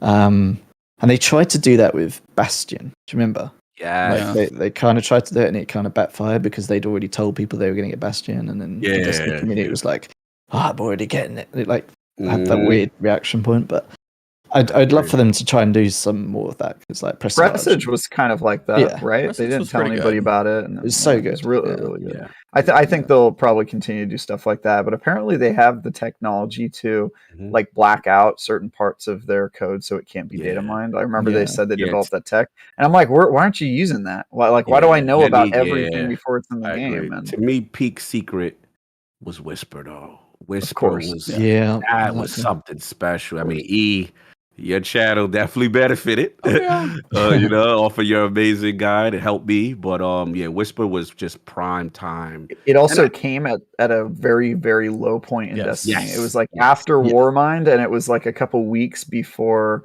I think we started talking about Forsaken as like the next expansion. And I just remember like the entire community was like huddled around Destiny for the first time in a long time. Super in love with this new activity. And then everybody immediately after that was like, well, I'm going to go pre-order Forsaken. Like that was the ultimate push to pre-order Forsaken for sure. But originally it was Black Spindle, wasn't it, back in the day? Ooh, Black Spindle, yes. Remember that? That was the same sort of thing. Oh, yeah. Like it was just the fact that you sign on and something had happened in the game, something live. It was that whole element, right? It's that live. Something had changed that you weren't expecting. It was like I did a public event. What's this? I remember. Yeah.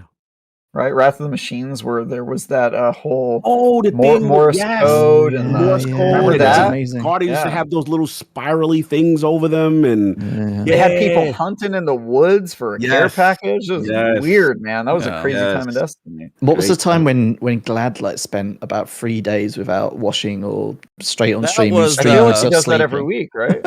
Probably, Isn't that just Glad? Isn't that just what he does? Isn't that what was that Quarters? That was Corridors, right? Was that Corridors that he did that? Quarters of time that he didn't sleep? They were trying to unlock a door. I can't remember what it was called though.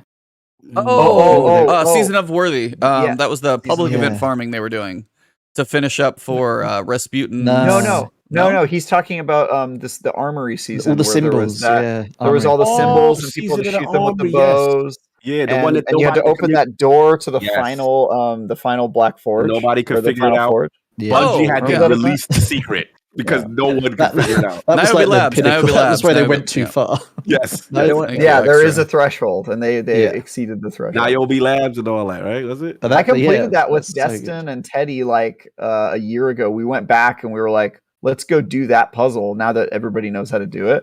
And it was still really irritating. We got through it, but it was like, damn, this is like, even with a guide, we were like, this is not that fun. Yeah.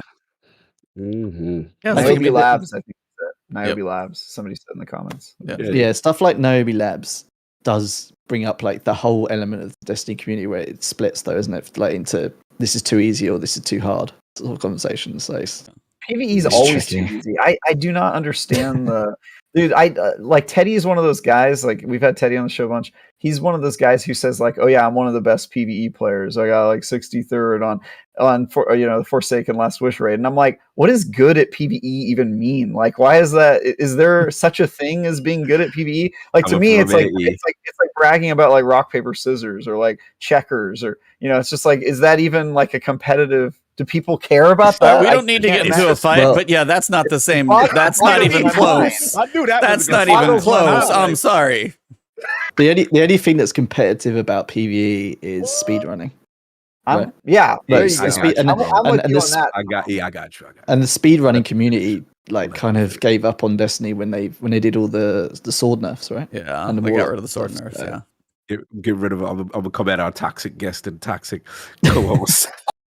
I'm just saying, I don't understand I just want to know, like, if you say you're good at PvE, tell me what you're good at that makes you good at it, because I don't understand that part. Do you know you're good at killing the bots that don't fight back? PvE royalty. Do you understand who is co-hosting this podcast? Do you not know the Shattered Realm solo What are you good flavor, at? the Whisper of the Worm solo flavor? Do you not know what this man's name was built off of? You understand? This is the cheetah. I got Cog over here. I don't even say anything. It's great. Put some respect. This is the man who gives guides. I'm just joking. But at the end of the day, we ain't gonna do that. Moving on. E, you were gonna get onto your point. About, or did you just cover it for me? No, you were about to get into. You were about to transition into something. I was just being silly. No. Yeah, you can be decent at PvE. I guess we can get into a debate on another day. But yeah, it's definitely not rock paper scissors. That's a trash metaphor. I get how you can get bad at PvE. I'm just not sure how you can be good at it. I think being good at PvE. I think being good at PvE right now means like you're really good at creating builds, because that's kind of what they've like with all the different mods. That's kind of where they've pushed it towards, rather than rather than But knowing all you the can- weird little intricacies of the game. You can watch a YouTube video and then be the best player at PvE because you did a build that you saw on YouTube. I don't get what being good at PvE means. It just seems like We like gotta have everyone's them do good some at solo PvE. dungeons. I was like, they out of pocket. They out of pocket today. All right. Well, back All when you right. had to like, I was back when gonna you be had to like, actually yeah. learn how to skate, or like you had to learn how to quick swap. Then being good at PvE, you know, Like there are technical that- skills. I'm There's just also people who low man stuff like raids. Like Yes. there you go. SO. Kevin, Salute the SO. Esoteric yes. is good at PvP. Does that cover it for you? Up in the chat, y'all. Esoteric is qualified Yeah. as good at PvP because he will pretty much do PvE. anything PvE. Yeah, but yeah, Esoteric Yeah, go- puts go- me to shame. go try and follow one of his YouTube videos. Yes. Yeah, he does Man, things most people I'm can't. convinced he's not human. I'm convinced that's a cyborg. So that's not a person. Well, we haven't seen him. have we? Algorithm. We don't see him in his videos, so he could be. You know, he could be. Yeah, I've never Very seen this man. He doesn't even speak. I don't know if I can ever get him. If I can ever get him on the show, I will. But I just don't think he would be a podcast. I don't think he wants to be on a podcast. He doesn't talk in his own YouTube videos. Esoteric is just Bungie's test algorithm. We just didn't realize. Yeah. Pretty much. Be like, all right, let's see how somebody like starts a stopwatch, patches live, and how long till he's done solo in this one, and done. Okay, we got an hour and 20 minutes. Sweet. Yeah, it's but yeah, there is, in my opinion, there is skill in PvE. It just depends on what you're looking at skill, whether it's low manning a raid, whether it's speed running, whether it's just the fact that you're like, going into an activity with a bad loadout just to try and, make things harder on yourself. If you're soloing a Grandmaster Nightfall, that's no joke. Granted, I feel like it's a lot of patience because the whole leveling in Destiny is a different discussion. But there are ways to be skilled in PvE. Some is patience, some is learning the AI, but it's not nothing. I would definitely have to at least put my foot down there. All right. Anyway, I will also say that there are people who claim to be good at rock, paper, scissors. They have a world championship, and there's some guy who's won multiple times. There's a guy who's won a world championship of rock, paper, scissors like 7 times. So like clearly there's some skill. And I will understand. say, watching PvP pros play PvE is one of the funniest things ever. Like it's hilarious. Moving on. What else we got going on with this talk? So they do state for Forsaken, you will be able to play the campaign for free from December 7th until February 22nd when it launches. So if you've got a friend who hasn't played it yet, tell them to hold off. In weird combination, though, they are going to sell a Forsaken pack. I don't know how much it's going to be. Forsaken pack will be available for purchase, so we're still buying things on Forsaken 3 years later. I have an opinion there, if you can't tell. It will include access to the Last Wish raid, Shattered Throne Dungeon, as well as access to all of the Forsaken exotics. Forsaken pack will also include 3 Forsaken ciphers, which can be used to instantly unlock your choice of Forsaken exotics. They do not include the raid and dungeon exotics. So if you still don't have 1,000 voices, you're not going to be able to go to the kiosk and get it yet, which, I was gonna go to Walmart and pick one up. I know. I was hoping the same. They say if you do buy the Forsaken pack and you already own it, you're going to just get the ciphers will be turned into Ascended Shards. I just had at some point, Forsaken should not be something they're charging for, in my opinion. Like these last 3 months, I don't know. It's like, so I know Vault of Glass is their free raid. I get that. But at some point, whenever Witch Queen comes out, that's no longer going to be the Pinnacle raid. It's going to be a free raid, but it's not the Pinnacle raid. But I think at that point, it's so old. I mean, that's a point where you can go look at Final Fantasy, where you have like hundreds of hours of content that you can go play for free. It's like, I don't know if World has stuff for free. That's a whole different example. But I mean, there's a point where I think they've got as much out of that as you probably need to. I don't know why they're still holding on to charging for that one. That one feels weird to me. I wanted to get your guys' thoughts on that one because in my opinion, Forsaken should be free. It's 3 years old. What you think? I think Destiny should be free, right? Like that's what Tom was saying. Like, we don't understand the pricing model at this point, but that's a different discussion. But it literally does go back to their pricing models, though, doesn't it? Like, and where they make their money. Like, surely they could put something in the store that would just make up for that revenue. I don't know. There can't be that many people buying. I guess they kind of force you into buying Forsaken, don't they? That's where it feels bad. I think you're like, oh, you want to play this other cool content for a little while, or here's the campaign that's free. Well, I did the campaign. What about this Wish Dragon? Well, you got to pay for, like, and then it's it's in a weird place, as you said. Like the pricing, they're doing it in a lot of places, but this one, I think, my opinion is like I think they've gone a little too long on this one. When do you think they'll actually like fix their pricing stuff though? I feel like the Light and Dark saga, once that's done, I thought they would have fixed it already. To be honest, Yeah. I'm kind of wondering if they'll ever fix it. I don't think they will. It just doesn't seem like it. It seems like wherever they can, they obviously have a certain revenue stream through certain, DLCs, and like it's a guaranteed revenue, so they can then invest into the game and whatever else. Yeah. But yeah, like it just doesn't seem it will ever change. Well, that was the thing too about, say you were in this season right now and you want to go back and play some of the other seasonal content. You're like, well, Hunt wasn't that great, but you probably should play Chosen. Splicer was pretty good, but like you have to just go buy the whole thing. You can't even piecemeal the seasons at this point. There's no, part access. It's just so. To their credit, though, what other game can you play the seasonal content after the season's over? None of them. That's fair to a point, but it's like you can't do Apex seasons, you can't do Fortnite seasons that have already happened. No, and I get that the content's out there, but you can't piecemeal it though. Like you could have piecemealed it throughout the year, but you can't retroactively go back and do the same. You can't just like I want to play Chosen. Apparently you can. How? They're doing it, right? Well, I mean, now with Forsaken, they're doing it 3 years later. No, I just mean it's like it's weird where you can't just. You could, when Chosen started, if you want to play Chosen, you could pay the $10 and do it. But if you get past that season, you can't retroactively go, hey, I just wanted to play Chosen. There's some cool stuff in here. I want to play, Presage. I want to get the Dead Man's Tale, stuff like that. You can't specifically go back. You have to spend like the $30 now when this stuff is kind of outdated. It's just a weird. We'll say it enough. And it all comes back.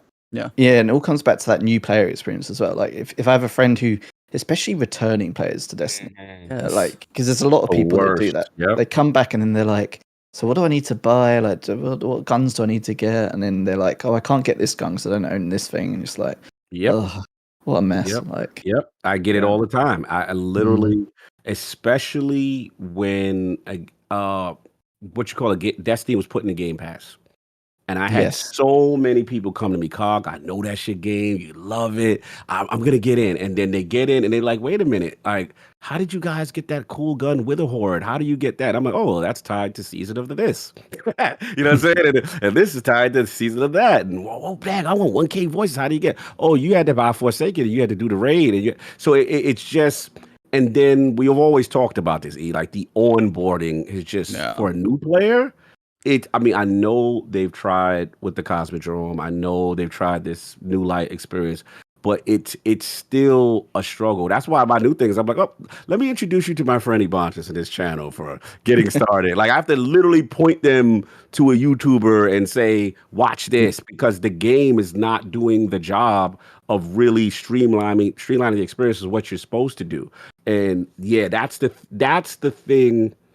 With the, I know we're gonna go back a little second, but that's the thing with the narrative beats, especially also not having a Red War, not having a Forsaken, and then being thrust into a story and you really have no context, you really have no history, and they're in a tough spot. I don't even know how to solve it because it's Destiny's this weird hodgepodge of things. You know what I'm saying? And then I think models. If they fixed that, like this game would truly be massive. Like I do believe that because the gunplay, especially if you're a first-person shooter fan, you could go play Apex, you can go play Warzone, whatever, all those. But the gunplay just never quite feel the same, even though it's still peer-to-peer for some reason. Even all this stuff that frustrates you and all this stuff, but like it's still unrivaled. Like it really is. Speak your truth, Top. Speak your truth. But like they made it free to play, and then they just made the new player experience terrible. Like how does that happen? It's crazy. Yeah, it's almost like what you were saying, Cog. Like the friend game is the end game, and it's also the pre-game now. Like that's the only way to get introed into the game is to have friends who can walk you through it. And I think like Bungie at this point is like counting on that. Like, oh, you're not going to get into Destiny by yourself. You're not just going to like download it on Game Pass and figure it out. You're going to like need to know a guy. Yes, Destiny pops up, and after you get done with your quest with Shahan, It's going to say, first, go watch Fast and Furious so you understand where this reference came from. Second, here's a 4.5-hour video from Bife. Yes. Go watch this, get some popcorn, hang out, and you'll catch up, and then you can go. But it was like, they've started doing the animated storyboard, the inkblot, like, kind of stuff. They need, somebody was saying it in chat, and I was chatting with them too, they need you to kind of go through the basics and understand the fundamentals and be like, all right, sit down. You got about 30 minutes of in-game cinematics to understand what we've been through as a player in a franchise, the gods we've killed, the things we've done. You may not be able to experience this, but these are the things we've been through in order to get to this point, because they want the friend to be able to jump in now. If they want the friend to be able to jump... They added the timeline. They added a timeline, which was impressive. Yeah. I did like that. You get Trap, sorry. Yeah, but it was I was just going to say that... Yeah, go. No, the timeline's there, but it is just that some way in-game for somebody to just... It doesn't have to be 30 minutes. That's extreme. But it's like, somehow make us like a 10-minute, like, have somebody build a quick summation story. So if you want to jump into Savathûn, you know why we're here on year 8. Yes. It's like that thing when we had Destiny 2 launch and they had, if you signed in with a Destiny 1 account, you saw your old history. Yeah. Something like that. They definitely need that. They need the opposite of that. If you haven't signed in, here's the stuff you missed. Here's what you missed. And that they should utilize that timeline that they created, right? And there should be those storyboard, cinematics, and say, hey, this is what happened in from D1 all the way to where we are now. Even if it's, 15, 20 minutes. It don't have to be all day, but there should be a narrative beat leading the player to say, okay, that's who this crow is. And, they got to do something better with the onboarding from a narrative standpoint. Yeah. And also if you return, like, I signed into an account I haven't used for like a year, and it's just like, that's all you get. Just 100 different things that mean absolutely nothing. It's not like, so we see you haven't played the game for like 12 months or whatever. Here's what happened in the game up till now, sort of thing. Like that would just be so good for a returning player. Be like, okay, I understand. Okay, so then I can go get this weapon. Blah, blah. Yeah, I just think they need to make a new player experience, and it needs to evolve every season. Like change what that new player experience includes every season, and just like keep it up. And then if they're gonna keep charging us for expansions, which again I don't think they should. I think they should just change their model. It should be a free game, and they make their money in microtransactions. But if they're gonna keep charging you, the Destiny content vault should be a separate app where you can access legacy content. Like, I know that's been suggested before, but like if they're pulling all this stuff out and putting it somewhere else, then it's Travis. Travis to the Shadow Realm now. Yep. I went to the Shadow Realm. Yeah, you're back. You're back. You're back. You good. You good. You moved the server too far away from me. Now you moved my bad. You good. I was helping Tom. Then I messed with California. You're good. Yeah, that's fine. I was just gonna say, like, if they are taking it all out of the game for technical reasons, then make a separate app where they're offline campaigns, or you can play with a couple people and that sort of thing. And I just think they need to do that. I mean, I think you actually had I think you had a really good idea what the timeline is, depending, and it could always evolve. Like, you could start like, here's the timeline cinematic, and you could like shift forward. This is what we experienced here. Then you could shift forward, and as the timeline gets longer, they could just make a piece that covers whatever season just happens and keep tacking it on, and that way you could kind of pan through. And it would be great for us as players who've even played for a while to be like, hey, I want to go back, see some of the cinematics that are even in game, just to be able to access them. And that could be an optional download, as you guys have said. Hey, do you want the old cinematics or something like that to take up more space? But then you could at least watch them. And then, hey, you've watched them all. Do you want to keep these on your hard drive for space, or you want to delete? Because, those files do sometimes take up some space. And I was like, sadly, we have all these ideas, and we're like, we'll just take one of them. How cool would it be if that timeline, if you clicked on it and then you just went and watched your raid back, and you saw all the people you were with in it, like Splitgate does, right? Like their game saves of like their clips are like 5 meg on your hard drive, but it basically just recompiles it all in the game. Like that would be so cool. So you have all the memories of like running around the raid. Oh, remember when he fell off and he kept falling off? Oh, look, there it is. All that sort of stuff would be. Yeah, that was one of the more. I know they didn't do it to the level you just described, but that to me was one of the more amazing things Destiny 2's launch did. with showing you what you did in D1, who was in your raid party when you completed King's Fall and all that stuff. And it was very emotional at the end of the day. There were a couple of friends of mine that passed away, and I'm like, wow, you know what I mean? Like, you get to see it lived on. But I understand your point, but definitely a good point. Yeah. Mm-hmm. Well, somehow we've talked about the DCV for way too long. Yeah. I think we know how. We knew that was happening. mean, right? It's all that Twitter's talking about, right? Yeah. Like, I think Bungie and Destiny are both what's it called, trending. Yeah, Which it's is the greatest game to cover ever. It's so controversial. Yeah, always have different opinions about it. But I mean, especially when you start talking about PvP versus PvE. Yeah, that's right. Clearly, clearly, we have opinions about those things. No, that's fine. What it is, it's another one of those forks in the road where you're like, okay, take this stuff out of the game. That is one of those points where I do feel kind of bad for the developers, though, especially this season. Because of the Shattered Realm, it gets to live for 6 months and bye.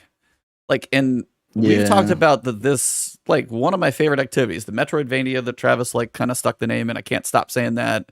And just the unlocks of everything. Take that and go throw that in even a Legacy or something, just as a cool place. You could still have the 3-week rotation, but have somebody be like, hey, this cool thing in here. And all you'd have to do, you wouldn't have to have the compass unlocks. Just when you do beacon 1, open all the little beacons that you can interact with, but you could still do it. Those are some of the things that when they make stuff like this and then it's gone, really, it's got to be a weird thing as a developer as well, because they spend a lot of time making these areas. Resources. Yeah. And then it doesn't even last forever. That's always kind of to see your creations disappear as especially as someone who's a writer. If I lost all my articles, that would be, be painful. So I hear you. It's Why is Travis? You got those archives. I'm just thinking about articles disappearing. I've had that happen before. I think I had 5 years of my reviews just destroyed because a server went haywire or something. So, I know that struggle. Yeah. Jesus. So you got a feel for the people involved in that. Sure. Yeah, for sure. But at the same time, if it's overall, especially if you work there overall, if it's better for the game, then you'd be all for it. It does feel like whoever's in charge now, Joe and everyone, it feels like they understand the community more. I think. Yeah. I would definitely agree with that. They're keeping the content somewhere. They're not throwing it away. It's going into a vault, apparently, right? So they can take it out of the vault later, and they probably will. We'll be doing retrospectives till the day we die. Oh, remember Forsaken? Here, play it for the 8th time. Yeah, Vault's back for the 3rd time. Yeah. Vault is back. Destiny 4, Vault of Glass returns. Oh yeah. We see Galley keep coming back. It's undying. I forget which one of you said it. It could have been you, Cog. Just was it's like Galley is one of those things, and somebody's like, "We're keeping the silver bullet on the wall. Please take out in case of emergencies." And Galley, it's like, "Oh, we got to delay until next year." Engagement numbers are down. We got a 6-month season. Break the glass. Exactly. That's that silver bullet, baby. Yep. Well, before we get there, next week we are going to be getting a potential new increase in difficulty for the Shattered Realm. So I don't know if it's going to Legend or Master, but we are going to get higher difficulties in the Shattered Realm. I heard a rumor also for Astral Alignment, but I haven't actually seen that mentioned anywhere, so I'm not sure if that's going to happen. That's just kind of one of those things I've seen in speculation and data and things like that. Shattered Realm, I can understand. 3-person, you could run it solo. I can see how they could do that one. The 6-person, if they do a higher difficulty Astral, and then if it's not match made because it's a Legend difficulty thing and they don't do that, it's going to get convoluted. So I'll be curious to see if that's actually true. But Shattered Realm at a higher difficulty, is that something you guys are going to want to jump into? Is that exciting? Is that just I've done it all at this point, I don't need to do it again? Or if there's secrets in there, more secrets. Yeah. Sure. I'm always down for a challenge in PvP or PvE rather. Why not? You're a big Shattered Realm. Are there challenges in PvE, Travis, or is it just all rock, paper, scissors? Not right now. I mean, I can't think of any. Okay. Have you ever felt challenged by PvE content in Destiny? Savage. Continue. Can you stream a solo Grandmaster run and let me know if you feel challenged? Oh, the call out! I want to see you solo a Grandmaster, and let's watch this. Let's watch this. I love it. But that's unfortunately for that, I would have to be high enough power level. I was gonna say, are you even high enough to go in? Who's gonna grind that? Yeah. That's all right. Just sleep in the throwaway overnight. No, that's the hardest part about PvE is how much they really want you to grind the same activities. I do agree with that. And yeah, the timing is the no lifing is the difficulty of PvE. When they I think that's what people mean when they say they're good at PvE is that they have a lot of free time to grind the power creep stuff. Yeah, they have so much time. They go one way through the map, and then when Destiny reuses the content and flips it around, they go the other way back through it. That's right. They messy today. Are we doing like we're talking about like Mario Kart mirror courses now? You're like, go the reverse direction. It's harder this way. Oh, good. Teddy would appreciate. But like doing a GM, a master on your own is like saying do a 1v6 in Iron Banner or something. Right. Whilst you're 100 under light or something. Yeah. It's like not the way it's intended to be played. Like, yeah, like that's my point. Is with PvE, anytime you say like, oh, it's difficult, it's like, oh yeah, because you made your own game mode. Yeah, like you had to make it hard. That's the only way it's hard. Bungie didn't make it hard, so that you had to make it hard for them. GMs, they decided you are this below level and everything's gonna one shot you. Go. Pretty much. Yeah. That's like, which is not. They're it's still not pretty hard. easy with a 3-person though. With 3 people, they're not super hard. The hardest part is getting power level. It's not hard. It's just frustrating getting one shot. That's the difference. Is like after playing too many Souls games and other things, like even difficulty can be difficulty done in different ways. I still don't love the way it's done in this game. As a PvE person, that's kind of frustrating because I can learn skill and things like that. But like there are moments where you're like, hey, I got damaged in Dark Souls, but I can heal myself because I had a stupid moment where I got hit, but that was on me. But every moment you can recover. You don't get the chance to recover on some of these things because if you're not perfectly loaded out, you're not this thing or the otherwise, or you just sneeze and like your elbow's sticking out and you get sniped or something. Like there are points where, it's just, I don't love the way that's done. It's like, I still wish that felt a little different, but still we still, bash our heads through it. Yeah, or there's no radar and you're used to having a radar and they just decided that week that they're turning it off. And then you're like, oh, I just got sniped. No radar and all melees are instant kills. Oh, yeah, that's such a nasty combo. Or that old attrition I think they still took sucks. it out. But, yeah, attrition. Is that the one where you can't heal and you have to stand in those pools? Oh my god. It just slows down gameplay. The Lost Sector that I did, the little pools are sitting in the light, or because you kill a bunch of goblins and they drop the little lightning on the floor. So all the little restorative light pools are in the lightning death. Great. So every time you got to get one, you're like, that is game design right there. Yeah. I feel like people who are good at PvE, what they're really good at is having a ton of patience for all the BS that's in like those PvE modes. There is patience with trudging through rooms, and I ain't gonna front. Yeah, there's definitely a lot of that. Yeah, for sure. Mm-hmm. Yeah, higher difficulty coming, and then Festival of the Lost actually begins next week, as many of us expected. So we do get our Halloween event. They did actually a really cool thing. They worked with basically an artist. So Bungie collaborated. So what were you gonna say? No, this was actually special for me because I know who that is. No, go for it. Yeah, Luis Yepes is a good friend of mine. He's actually from the Undead Labs team, from State of Decay. He was formerly of the Undead Labs team. Good guy. We've had him on ILP before, right around when State of Decay 2 launched. And I kind of knew about this, but I was supposed to be quiet. So I'm glad I can talk about it now. But yeah, so it's cool. He's of Mexican descent. Very nice guy. And he's the one would specifically tell me that. And he's a huge Destiny fan. Guy's like super passionate. And he was saying like, yeah, working on something for your game. I'm like, really? I couldn't talk about it at the time. So yeah, it was cool to see him get this spotlight and get the love from Bungie and the community. So shout out to my boy Luis Yepes. Yeah, so he did a Dia de los Muertos Day of the Dead shell, which actually looks really, really cool. I kind of like the art style on it, the direction that he took, and they showed kind of some concepts that he did. But they did a whole interview with him, and really cool to see just like Bungie in the TWAB, shout out an artist, work with somebody in the community to like put something in game. And Tom, you literally said that, and I've seen other games do this too, where it's like, if you go out and somebody community sources it, and Steam does it with, the Steam, what is it called? where people like make mods or skins or other things. And then I can't remember the name of it off the top of my head. They sell them. Yeah, I can't remember what it's called. But, yeah. And they sell them, they take a cut, you take a cut. But some people like make decent money if you put decent mods or skins or certain things together by putting their efforts in. So it'd be another way for Bungie to make some money, but it'd be cool to get the community involved because the community for Destiny has so many amazing artists. Prime example is this one. So it's really cool to see that kind of shout out and the interview to go with it. They could just be like, hey, here's this guy. They did full interview with him. So that was awesome to actually see. So that one will be available for Silver and Bright Dust when it comes through the mix. You'll be able to see that one come through. And of course, we have dinosaur armor coming. If you guys remember, that is dinosaur armor. So who's excited for the dinosaur that you get, or did anybody feel their class got screwed? By the way, who got the Triceratops? I got T-Rex. I'm happy. Yeah, we got T-Rex. There was like a raptor. Who got Triceratops? Well, Triceratops feels right for the Warlock, though. It's an herbivore. It's kind of haggard, like Warlocks. I think it works. We ain't gonna do that. There's more like disrespect. The T-Rex is a Titan, right? I think so. Yeah. Is it like the tiny arms always? Yeah, with the tiny arms. Yeah, see, that's fitting. Yeah, the raptor for the hunter. Agile. It worked. Yeah.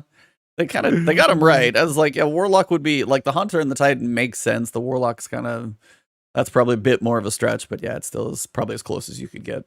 Well, they get that cool boots with the toe. That's like the best piece of armor is the toe on the Hunter. It's got that big claw. I love a lot of the armor they've been doing, but why have they still not got like the year one stuff? You remember the ornaments? They're still not there. Yeah. Apparently, it's a technical limitation. That's what they told us. It's been yet another technical limitation. They just didn't tell us. What are you looking for from, like, say, year one? What are you wishing? Iron Banner. The Iron Banner year one ornaments are so good. Yeah.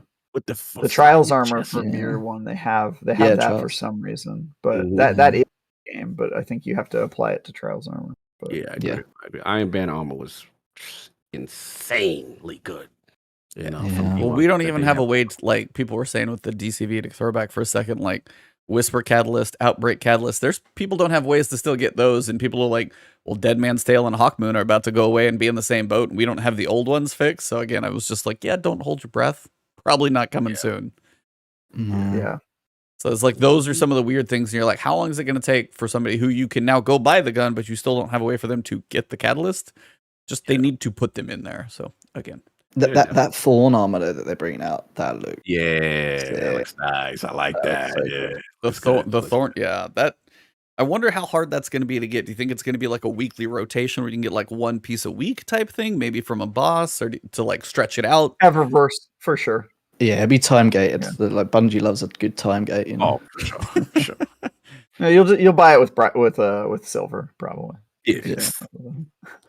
Well, I think that you can only get 2 pieces a season.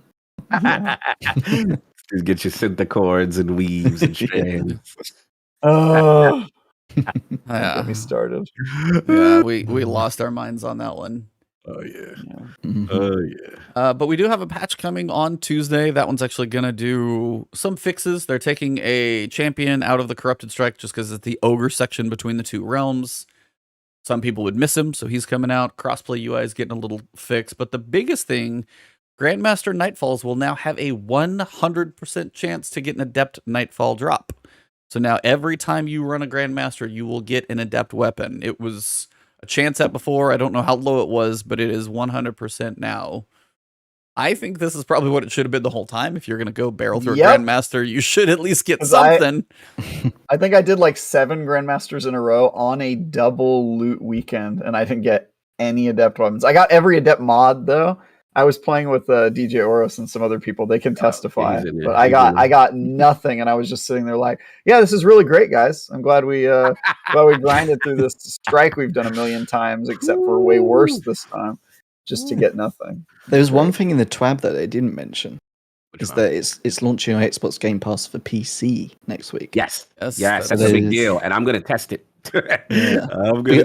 I'm super curious to see if it loads faster because oh my god, since Battlelight it loads so slow now on PC. Really? Yeah, it's really noticeable. Because on console you just hit a button and it starts loading. On Steam it's always been like that 10 seconds waiting for it to open. Now it's longer. I wonder if it's anything with the mandatory anti-cheat installation. Wonder if that has anything to do with the. Could be. Yeah, it's definitely slowed it down. It's definitely slowed it down. Sure. Interesting. Yeah, I'm curious because one thing that I have some relationships with the Xbox, the platform team, and I'm always on them if they truly want to spread the ecosystem correctly.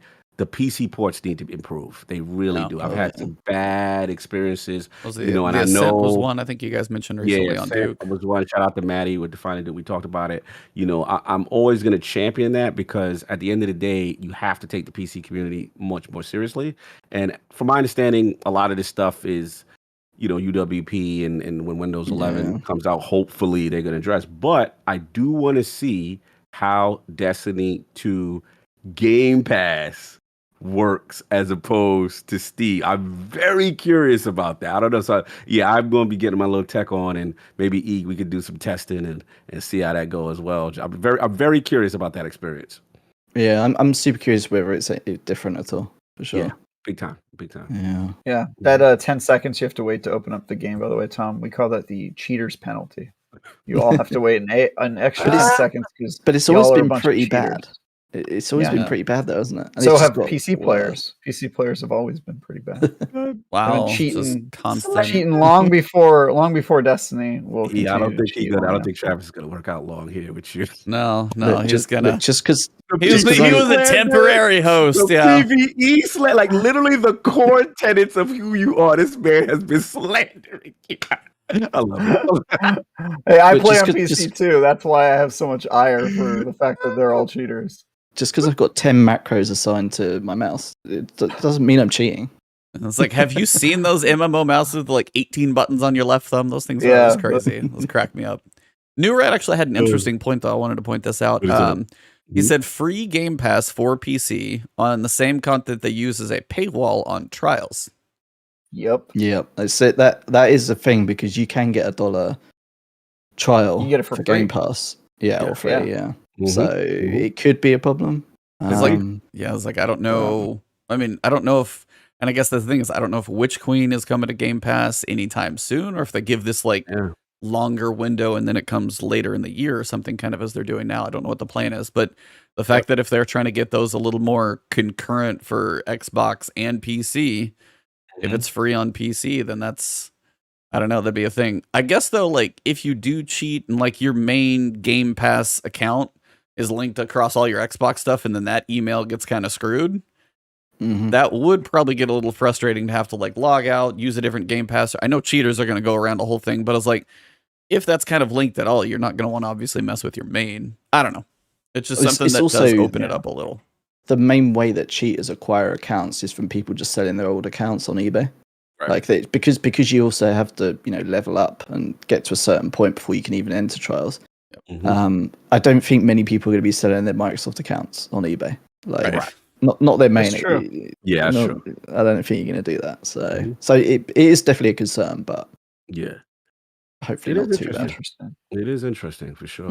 Well, before we kind of wrap, Tom, if you've still got some time as you're here, I was actually wanted to ask, as you're kind of competitive trials.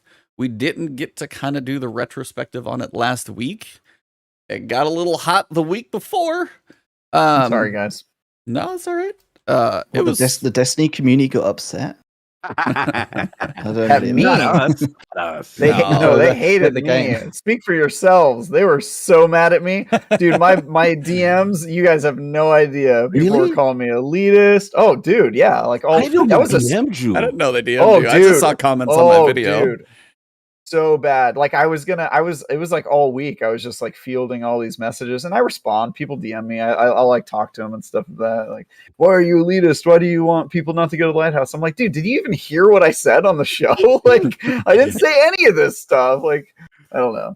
But yeah. The comments were interesting to say the least, but we've had the full 3 weeks of experiment. Iron Banner was kind of the week off. It is coming back. Basically at this point, they're going to leave it to where the Sunday daily reset is when they're going to turn on the flawless pool. So Friday and Saturday are going to be kind of open matchmaking. Sunday and Monday are going to be flawless pool will be activated. It will be normal trials. There will be no capture points. So that's kind of where it's going to be going forward, at least for the time being. They are going to do the like freelance trial at some point later on. They haven't given a date on that one. But for the 3 weeks we got, finally, again, with the point and everything else and where it's kind of landed for the moment, where, especially Tom, I want to start with you. Where are you in all of this trials experimentation that's been going on, and where do you think they've settled for the moment?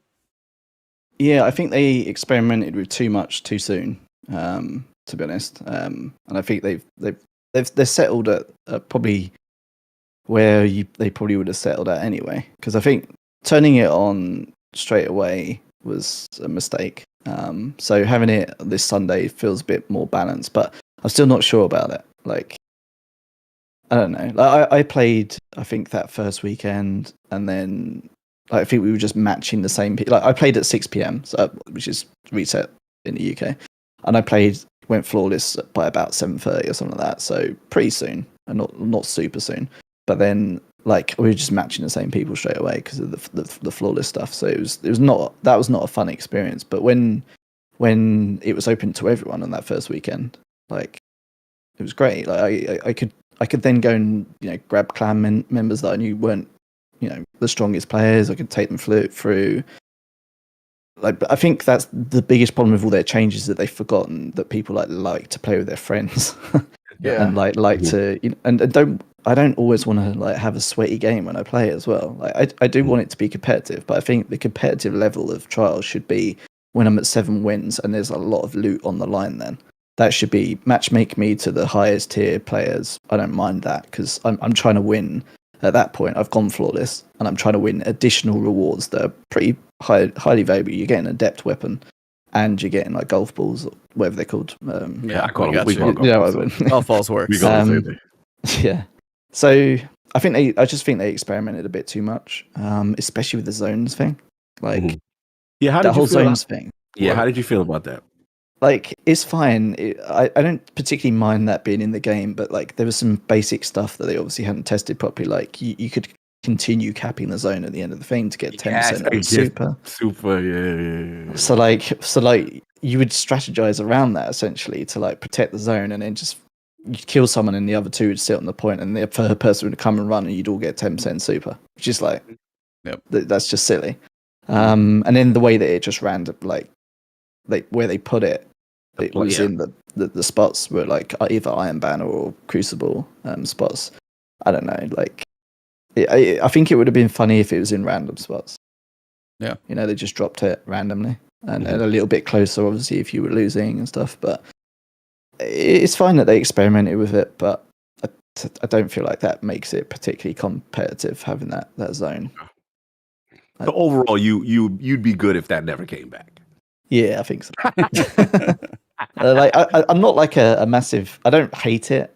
Yeah. I don't love it, and I think they'd have to do a fair few changes to it to make it feel a bit more balanced. Like right now, you're just kind of ambivalent to the whole thing.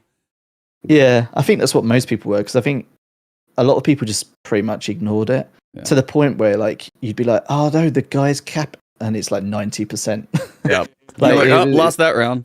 But hey, we just got into our side now, so we lost a round, and now it's on our side. Yeah, I would say for me, just the like strategic movement of it. Hey, we're up 4 wins, but let's lose 1, so that now the point's on our side, and we can just play defense and like turtle up. And it's just that, I think, is what you said. It's like, for one, the fact that it shows up like straight away, so you know exactly where it's going to be. If it was like 30 seconds and then it's like, hey, it's going to appear here in 10 seconds or something, it'd be like kind of and as you said, if there was more than just like A, B, and C, like, you're telling me you have one map to work on, you can't like update a map to say, hey, now it could have like 12 more different points. Just put it all over the map just to mess with people, like, just to see some interest. That would be interesting. But the fact that people were strategic to be like 4-1, lose 1, now it's on our side, camp it, got it, done. Like, that was a strategy. And there was like basic functionality with it, which was just broken. It's like, wasn't it 30 seconds, I think? But by the time you'd actually spawned in, it was like 24, 25 seconds. So you'd lost that 5 seconds. Like, it just come on, like, it's just real basic stuff there that they hadn't got right. But it was a test. It was a beta. essentially. So it was fine, but it's not there this week. So I think I'm super curious to see how today goes, because this is like the combination of the like kind of changes they've put in there. And I think I appreciate where they were trying to go with some of those changes, but they definitely, like, their lighthouse experience now is a lot easier than it ever has been, for sure. But I'm not a fan of skill-based matchmaking. Interesting. Yeah. What about a ranking system? Yeah, like a ranking system. I think like Rocket League. Yeah. The The main reason I don't like skill-based matchmaking in Destiny is because it doesn't have dedicated servers. So if I get skill-based matchmake against someone, I could be playing like someone in Russia for me is really laggy. Someone in China for me is really laggy.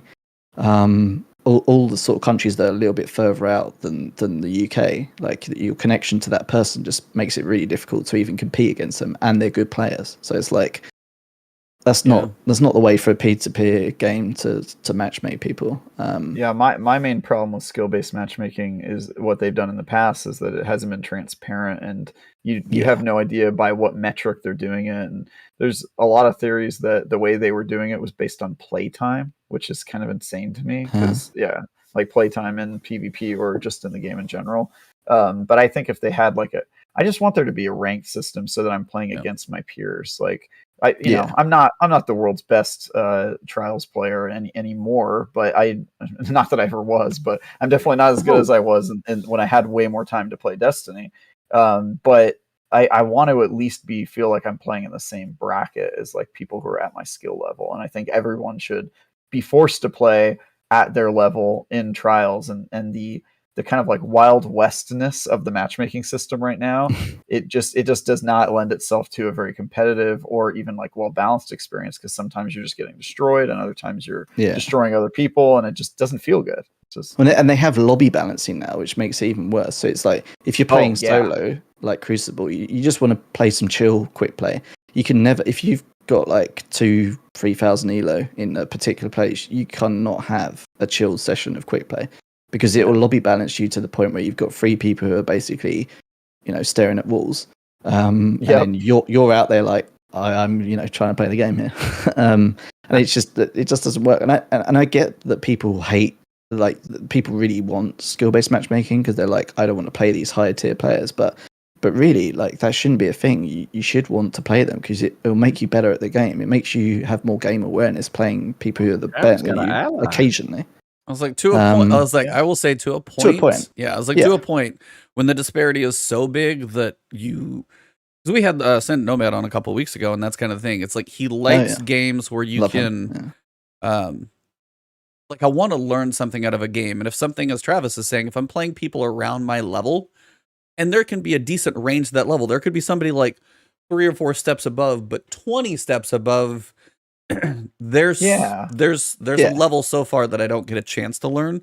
But like, as you said, it's like playing against better people than you, like even to like an incremental percentage better. It's like, that is how you learn. That's why those brackets, when you slowly start to work your way up, that's good. But if you're playing like bronze to diamond, you're like, they're doing things I don't even understand. So there's, and as you said, the skill based with, there's some wiggle room in there. It's interesting, but it's like too far. Yeah, exactly. Is just kind of weird. I think Paul said in the last episode that like he didn't see a world where Bungie would make Trials like more competitive. And I'm like, I don't even want it to be more competitive. I just want it to be like bracketed. I just want, like, you can still go Trials if you're super low skill, your KDA is like really bad, but as long as you're playing against other people that are in that level and that you comparatively are doing really well at your level, and then I'll do well at my level, and then the gods will do well at the god level. I just want it to be a similar experience across the board at all skill levels. So I'm not saying like, make it so only the best of the best can go flawless. I'm just saying make it across the board a more competitive experience where you feel like you're learning. That's all. Yeah, and I think that is definitely the best way to handle it. But at the same time, like, just Destiny as a competitive game, it's never going to be competitive regardless of what you do to the ranks. Fully competitive. Yeah, just because like the hitboxes are huge, peer to peer, like there's so much stuff. Like it just never will attract those players that don't play it anymore. And then they have the struggle. But they do exist in the Destiny universe, and I think it's not. every PvP competitive player in Destiny knows the pitfalls of Destiny and why it will never be like a Halo level, like, you know, arena shooter. But the reason they stick with it is because everything else surrounding Destiny is so good, it sort of is worth some of the shortcomings. Like, that's why I do it for sure.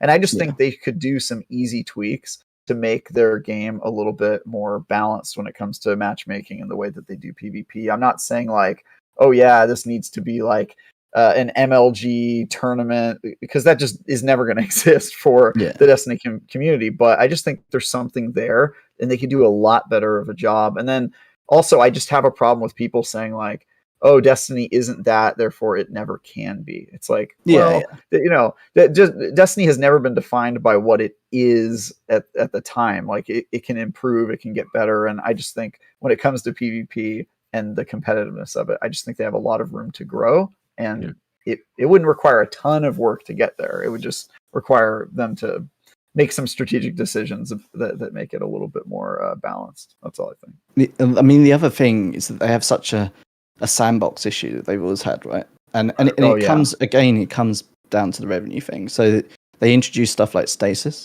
and they introduce that into PvP. They know it's broken. They've tested it, and they don't just roll this stuff out and be like, it's broken. You know, it's there. It's there. There's no way.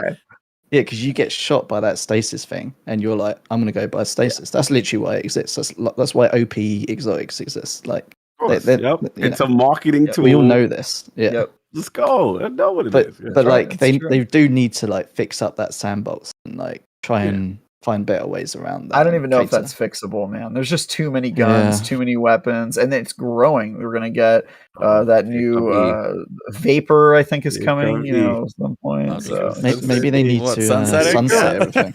It's like they're sunsetting. Here it goes. I agree with E on that one, though. I think sunsetting is an inevitability. It is. Yeah, it is. It's got to come back at some point, surely. I predict it will. Tom, just don't do it. Our one contentious question: would you sunset exotics? Oh, yeah. Yeah, I got the response I like. I'm good. Wherever he goes from there, I got the response. The one thing I really don't want them to do is sunset armor. Only because the way that you stat roll armor in this game is frustratingly irritating. When you get to like you have 49 stat, and if you had 1.1 more, you'd have 50 stat armor. Yeah. And stuff like that is super irritating. So like, I have the perfect rolled stats on my armor. It's like 90 mobility because Titan skate. So and then I have 6 resilience, 100 recovery, 100 intellect, and like whatever it is on strength. And you have your sets and good. And that's it's all perfect. So. Yep. Okay. I'm with you on the armor, because for me, as you said, right now your stats are good, and I don't want to grind for another set of stats. So it's like, if they ever do anything to armor, as we've kind of seen before with like Forsaken bringing in stats, for me to care, I just want to care about armor again. And right now, I've kind of said this multiple times, I don't, because once you get your stats, you don't need any. Like, I see a class item drop, and I'm like, why? I literally have one of each style masterworked. I never need to see a class item for the next 5 months, and unless Witch Queen does something different. Like, there's no. So it's honestly, the only reason why I keep not to cut you is just for the different element. And the elemental so you need 4 sets of armor. That's all you need. You need 4 sets of armor, and then now with but even that stuff, they kind of walked back a lot of that element. Like, I remember you had to have like void armor for like sniper and hand cannon stuff. You don't need that anymore. Now it's everything is elementally tied to mods. That specific mods only will fall now, even with Stasis now, the new Stasis armor, like specific mods are tied to it. That's their way of making you try to hold on. Yeah, that's literally their way to extend the grind. That's all. Yeah, you know what they'll do with armor. They won't sunset it. Like, I'm fairly sure of that, because they know the way the community react. But what they will do is they'll just bring in OP mods. That are only tied to that particular armor, and then you're like, okay, I need to get new armor. That's why I see the Stasis armor. I'm like, I see what y'all doing. Okay, You're making me forced to go grind this element of armor now. When some of that Stasis does come back, they'll call it, it's just going into the Destiny content vault, right? It's not getting sunset. Because some of that Stasis armor, you can get even in PvP, you get an extra orb on your super and stuff. Like, I don't think the PvP side of the community have quite got the builds stuff like figured out compared to the PvE community. But I think in the coming months with Witch Queen, it's gonna be super interesting. I agree. Yeah. I agree. Yep. But, We yeah. will see if Witch Queen brings anything else that we don't know about, which of course we've got more to come, but glaives and legend difficulty campaigns, raid that's not against Sabathoon. I forgot about glaives. Oh Yep. my God. Weapon I completely crafting and forgot all that about stuff. that. Yep. Oh, yeah. Yeah, no doubt. So we no will doubt. see. But to allow our guest to kind of get off into the rest of his day and his weekend, we do want to let this man at least have the rest of his day. We thank you, sir, for joining us today. I feel like this is a good place to wrap up. So is there anything else you wanted to discuss at this point? Are you good? Because I know you don't get to you don't get to vent on Destiny all the time. So we can be your outlet for that. So if you I feel like we've gone through most stuff. Like the main thing I want Bungie to do is like I said, is really to bring like some of the creator community into the game, and I feel like that would be a good way to really uplift the community a bit.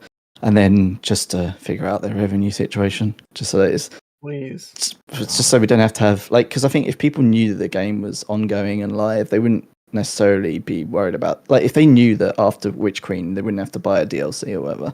Yeah. Then this Forsaken stuff, wouldn't be so bad. So people wouldn't care. Yeah, but I think we've gone through pretty much everything. Yeah. Unless we want to talk about sunsetting again. You don't want to be here another hour there. No. Yeah, we've had those debates. They were entertaining as well. Not quite as vocal as some of the other debates, but definitely a heated one. That was us too. That was Cog and I. Just me and E were not friends for a little bit. No. We worked it out. We worked through it. You know what I'm saying? We got there. The trials debate. Travis but these versus everybody. These Destiny debates that everyone has, it's always funny watching the community flare up about something. Some things they're obviously right about, but I think for the most part, even the armor synth stuff, that stuff blew up, but it doesn't matter that much. I feel like you probably earn enough to be able to do it anyway, unless you're really into it. So it's I appreciate that Bungie's trying to make their money, and they have some really sketchy ways they try and make it. Sometimes it looks bad. And appreciate the sketchiness in the but you can't blow up about everything. I respect the hustle I respect the hustle sometimes. I don't want a game where I'm paying $20 a month to play. Oh, for sure. Really. I'm okay with them. And at the end of the day, the transmog is cosmetic. It is so who cares? Yeah. But the main thing that I was mad about was 3 new currencies and the whole process. I don't like that they pretended like there was a way to do it without paying. They were like, "Oh yeah, no, it's super easy. All you have to do is play 80 hours and you'll get one piece of armor." I'm like, just sell it to us. Just take it out and sell it to us if this is how you're going to be. Yeah, if there's anything they could be, it's just a bit more transparent with the community for sure. For sure. Those 2 years of not really knowing what was going on with anti-cheat is and just PvP in general and maps. Yeah, it just highlights that they need to be a bit more transparent in certain areas. Yeah. Well, I got 2 questions for you. One, what is your favorite cookie or biscuit? I guess I could say for you guys, right? Is that right? Me, cookie. I'm not really a cookie fan. I like Oreos are great. Okay, stuff, there you go. Nice. Solid choice. Classic. And then the other one, I'm gonna steal Travis's thing. If you could ask Bungie for one thing going into Bungie, Witch please. Queen, what would be your Bungie please? Take Witherhoard out of PvP. Nice. Okay. Classic. Or just make it so that I don't just sneeze on it and then I'm dead. Yeah. I like that. I don't know. There's so many things I'd want, but that is a particularly frustrating thing in PvP at the moment. Yeah. No, I think Bungie please that I did is supposed to be something really pedantic. Just a nitpick, that's a pretty specific one. Yeah, that's a pretty specific one. I'll take that's actually good. Yeah, as opposed to I want 12 raids or something. No, he's like, I want 1 gun out of PvP. He did that was good. I like that. Yeah, my big nitpick right now, my Bungie please that's just been on my mind forever has been the tower versus the helm and Zavala and Akora not being there, and it's just that just just annoys me. No, I agree. I hear you on that. I did have a question. Being that you are a raider, your favorite raid? Ooh. All Probably time. Last Wish, to be honest. Okay. I think. I see. Yeah. Like, and why? Why? Well, Why Last Wish? it's got to be between Last Wish and Vault of Glass, but like obviously Vault of Glass when it was prior, like it's great Vault of Glass now, but it was kind of special then.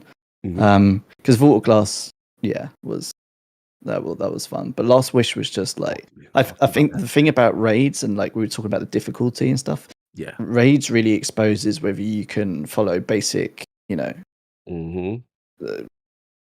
things in the game and like follow your team and strategize and all that sort of stuff. And it's just Last Wish was really particularly like lots of different mechanics that you really had to learn.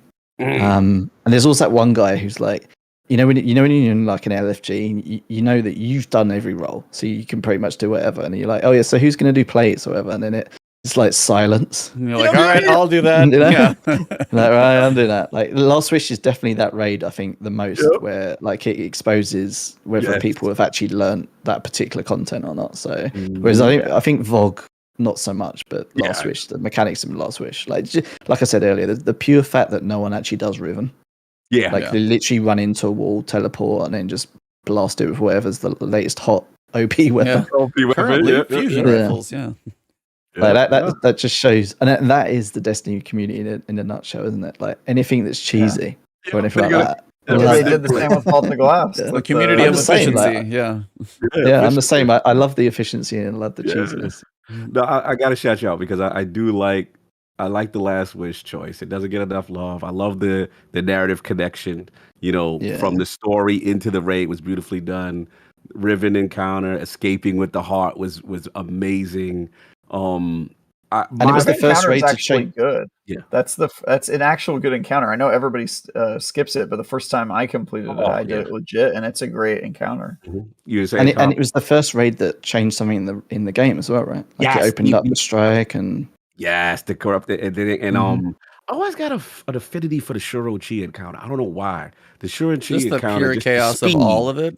The music is amazing, and the speed just and elevating and getting on the plates. It's a frenetic kind of thing. So salute to Last Wish. I just go there to finish my catalyst. So I was like, everybody just steals the 1,000 ads in there. Just run into the door, kill them, die, do it again. The greatest checkpoint in raid history. The fact that you can literally go straight to it without cheating is awesome. No, also, probably the best exotic event. 1,000 Voices. 1,000 Voices is so good. Is up there, bro. It's so unique and cool, and using it in Gambit was so toxic. Well, it's back now. Oh yeah, I still don't have it on PC. When it first came out, it was tied to your frame rate, the amount of damage that you did. So if you had like 200 frames, you would literally map the whole team in Gambit. It was insane. I remember that. They didn't patch it for ages. Yeah, I carried that thing in Gambit, and people, that was probably the period of my life where I've gotten the most DMs on like a party. Every game, people would message me and just be like, "You are a monster!" Like I'm sure much worse. I'm obviously taking out the expletives, but people were just like, "Dude, screw you," because I would just go in. I was constantly invade, kill their whole team. Invade, kill their whole team, just constantly. They could not stay alive. So upset. Hilarious. I love it. That's a good idea. I've got a lot of fondness for Last Wish. Just Forsaken in general. That's salute. I hope that they bring out an expansion that's like Forsaken level, but I think they will. They'll get that big. It's just going to take them a while because they're going to have to home grow it and build it themselves. Yeah. They go with a banger like year 10. The unknown one right now is like the ultimate. Yep. Yeah. Good stuff. Well, that I would say definitely wraps everything up. Got a little extra out of you, so we appreciate that one. But at this point, I just want to thank you for being here, taking the time to join us. Thank you for the reschedule. All my fault, and all the PC people appreciate and now can poke fun at me for a while. It's going to be a lot of jokes, but it's totally fair. I can laugh at it now because it's okay. But at this point, I wanted to kind of let you have the floor to kind of let everybody know if there's anything that you're looking forward to, anything that you're doing articles on, any coverage, basically to tell everybody where to find you, what you're doing, what you like doing, all of those things. The time is yours. Yeah, I mean, I am following the Twitch hack quite a lot at the moment. That's been the This week has been insane because on Monday Facebook was down, Tuesday Windows 11 came out, and then Wednesday Twitch got hacked. I'm like sitting here doing this podcast. I'm like, what's going on? And like something must have happened, right? The podcast got hacked. Don't worry. Yeah. Like what's happened? But yeah, like I primarily focus on Microsoft PC gaming and just PC stuff in general. So that's kind of what I've always really focused on. So I'm on Twitter at Tom Warren. Obviously. Verge.com, all that sort of stuff. I'm trying to think what we have coming up. What you got going? I don't know. Like, I feel like we just finished like Techtober. Yes, yeah. There's obviously the Google event next week and a lot of stuff, but like a lot of stuff for me personally with the Surface devices and all the Windows 11 stuff just wrapped up. So yeah, you had a pretty busy couple of weeks there. Yeah, it's been intense, but I think there's going to be interesting Xbox stuff. Halo Infinite previews and reviews stuff's coming up. I played a bunch of that beta, and like it's really weird, like getting used to the time to kill and stuff. When you played Destiny, right? Yeah, like you forget. And obviously not being able to ADS with half the weapons really because you get popped out of it half the time. Do you need to though? When you have no, not really. Recoil, yeah. And you basically have like no range drop off on half the weapons either. So it's a lot of fun that was. So I think leading up to that, I thought the campaign was going to suck, but now I think it's going to be okay. The game feels pretty good. Yeah, and then Forza's coming out as well. Yeah. That's going to be like. I get my 4K monitor at the end of this month, and I can actually experience all the glory. Yes. You said Forza. Forza Horizon 5. Yeah. Oh yeah. Oh my god. That's gonna be like a technical showcase. Oh yeah. Playground is out here stunning. Goats. Yeah. So I'm looking forward to all that. Like that's gonna be the next sort of few weeks or a couple of months for me, really. So. Yeah, it's like I know Halo's big, I know Forza's big, but it's like, COD, Battlefield looking kind of shaky. I feel like almost might need a delay depending on how that one's playing right now. Unless it's just an old build. Like I don't know if this month is going to be enough for them, but it is weird to go into like Call of Duty Vanguard. Don't really care. Halo's big, but it's in December. But it's like this October, November.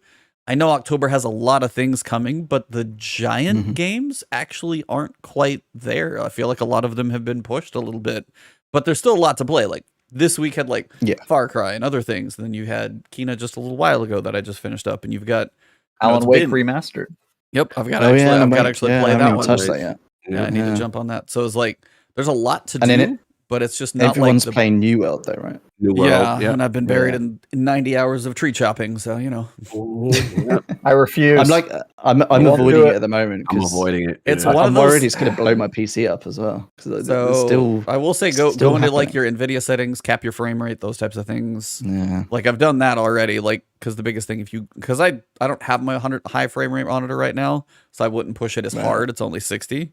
But yeah, you can probably play at 60 and be okay. Don't need to go too crazy. But yeah, it's one of those things. Like I haven't played World of Warcraft in so long, so finally coming in and doing this is like there is some kind of satisfaction to what you're doing, seeing the numbers go up and that type of thing. And I haven't done even the big PvP stuff, and I don't know how long it'll last. It's $40 one time, no subscription. So again, I don't know what else is coming, but it is fun for me in a weird way. I just can't explain it to other people. Like, should I buy this? Do you like it? I'm like, I do. I have this weird satisfaction out of it, but I cannot tell you if you're going to like it because it is not for everybody, but it is fun. Yeah.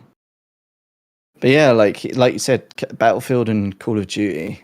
Yeah, like I'm not that interested in either. Halo picked a great year to come out. Yeah. Things are aligning for Halo, it feels. Yep.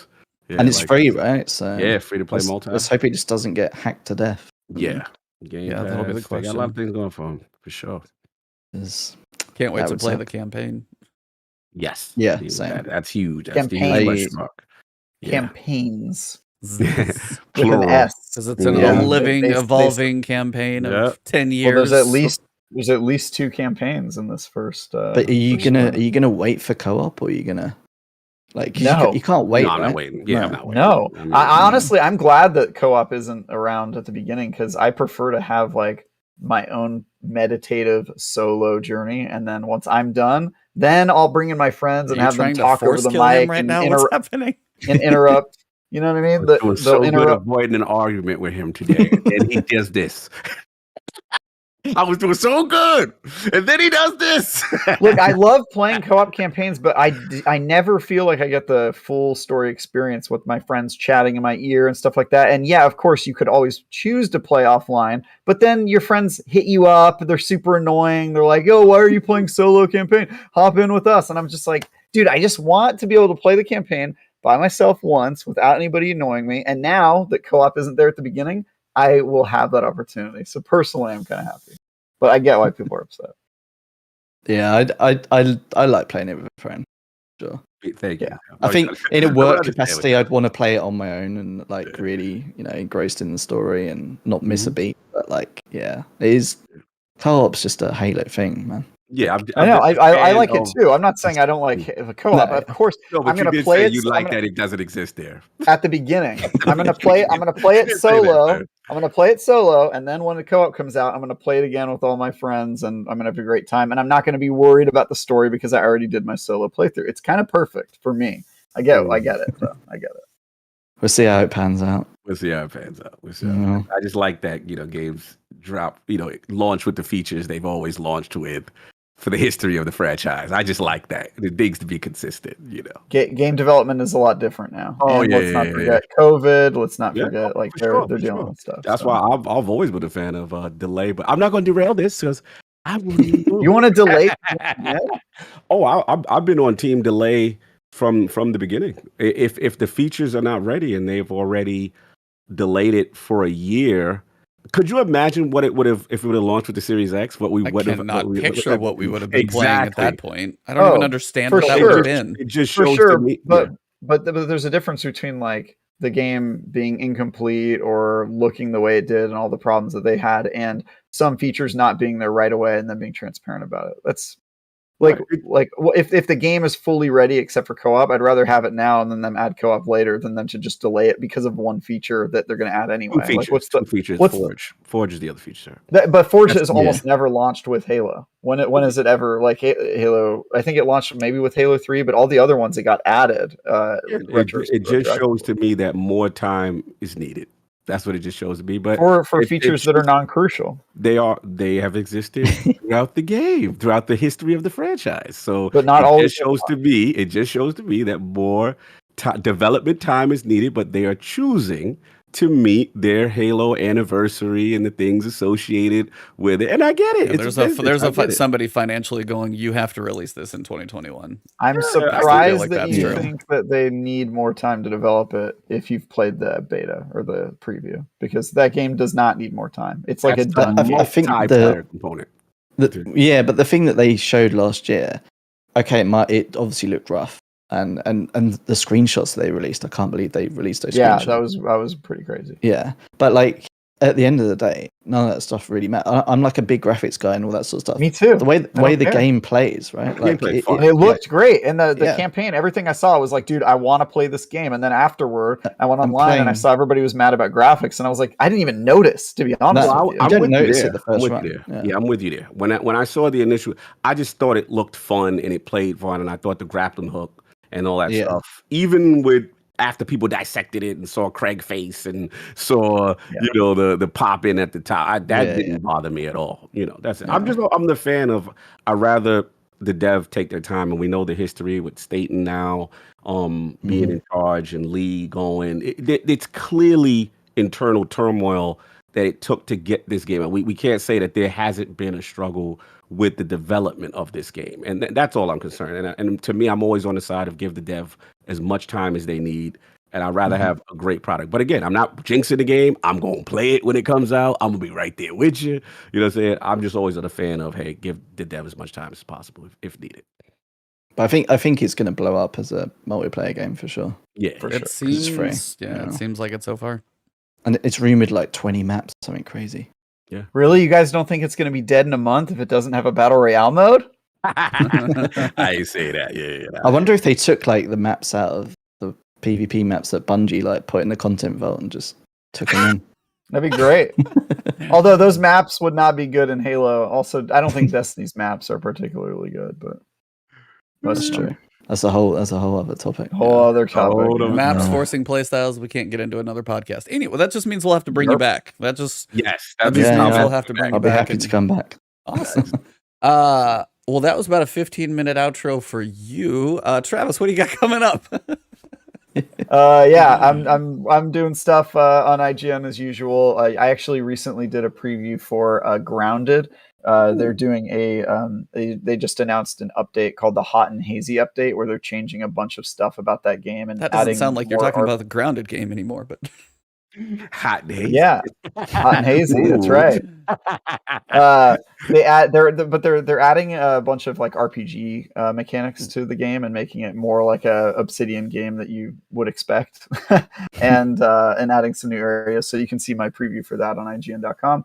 Follow me on Twitter at TyGuyTravis. I also do a general video game talk show called Bitcast on Sunday mornings at 8 a.m. Pacific, right before the Lords of Gaming do their thing after football. I think is. Yeah. Are you doing it at the same time now? Or at the same time. So you do it before football. At the same time yeah. We'll be moving out of the slot back to our normal time as soon as. Can't have over. There's more than one podcast. Yeah, that's right. Actually, we have found that some people listen to both of our podcasts simultaneously and are in the comment sections for both. And I'm like, you guys are crazy. There's no way what do you have, one ear pod in each of the, I got my headset on and my earbud in. Okay, I'm set. All right. And my brain exploded. Yeah. But yeah, you can find me there. And also you can find me here talking about Destiny every week. How about you, Cog? No doubt. First off, salute the legendary Tom Warren. Huge fan of you, brother. Following you journalistic career for a while. When E told me that he reached out and you said yes, I was just blown away. Like, so cool. Yeah, for sure. Bro, so cool to have you here. Like I said, love your work, love what you do in the Windows and the Xbox community. The news bits are great. So salute to you. And in fact, you're a Destiny fan just automatically makes you awesome automatically. So you're cemented as a legend now. But man, at me at Lord Cognito on Twitter, Iron Lords Podcast. Every Sunday is the Lord's Day, 11 a.m. Eastern. Check that out. And for those who want a more Xbox centric, check me out. Podcast. Check me out on Defining Duke where Mr. Matty plays. We've got 2 episodes up, one on the big team battle. We break it down. Defining Duke Ultimate. We kind of go down with that. And then this week we kind of talked about earlier about the TGS and everything going on with Microsoft's efforts in Japan. And the latest news bits, man. And of course, lordsofgaming.net, a little smaller site, not as big as The Verge, but we got some people, check us out. We talked about I believe the Pitchford restructuring and stuff like that. But I appreciate the support. And of course, that Last Word podcast with these 2 co-hosts of mine. One I want to strangle about Halo, but I'm going to refrain myself. One a previous co-host, I believe. And I'm now a former co-host of the show. Exactly. After pissing off E all episode for 2 episodes straight, and now you, Cog, I think I'm out of here. Travis gets demoted, and all of a sudden his window gets smaller and smaller, and he just fades out of the podcast.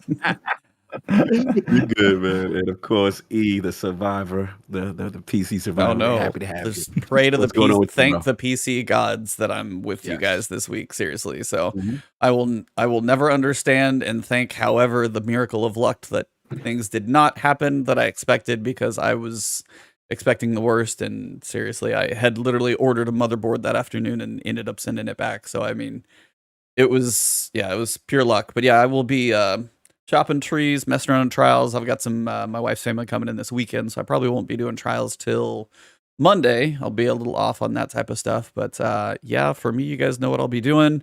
I did get Alan Wake, so I've got that one to try and work through. Kind of a fun experience I'm looking forward to if I can peel myself away from New World.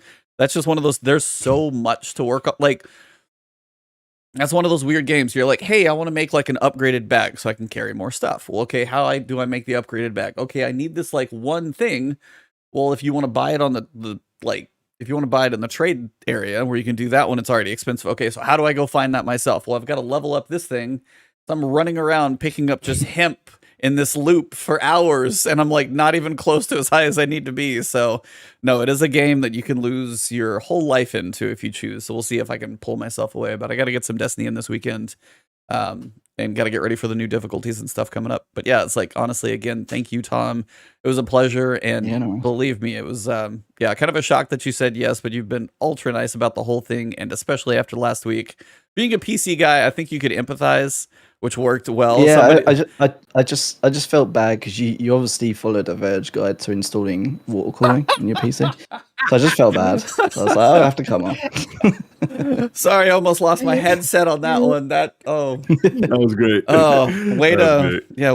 That's awesome. See? My pre-gaming of all the heckling, he was, gave him some ideas. He saved the best. There. He saved the best one for last, right there. We'll just leave that one there. Oh, yeah, we leave that one right there. Yeah, I'm just that clip won't make it back out there. So, but thank you so much for joining. This episode has been a blast. Thank you for letting us get the extended time as well. And we'll definitely have to have you back. But for this episode, to my co-hosts, both of them, both Lord Cognito and Ty Guy Travis, wouldn't be enjoying this thing as much, and probably hurting in the cheeks after all the laughter this one. And Tom, thank you very much. But for this episode, it has been a long one, but it has been a great one. So number 168, October 8th, for this episode, it has been the last word. The last word. If you want to say it, I can clip yours in too. Oh, the last word.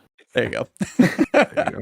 All right, guys, I'm going to end the stream here. Thank you all very much. You guys all have a great weekend. Enjoy a little bit of Trials, enjoy a little bit of New World or whatever you're playing, and we'll see you guys next week. Peace.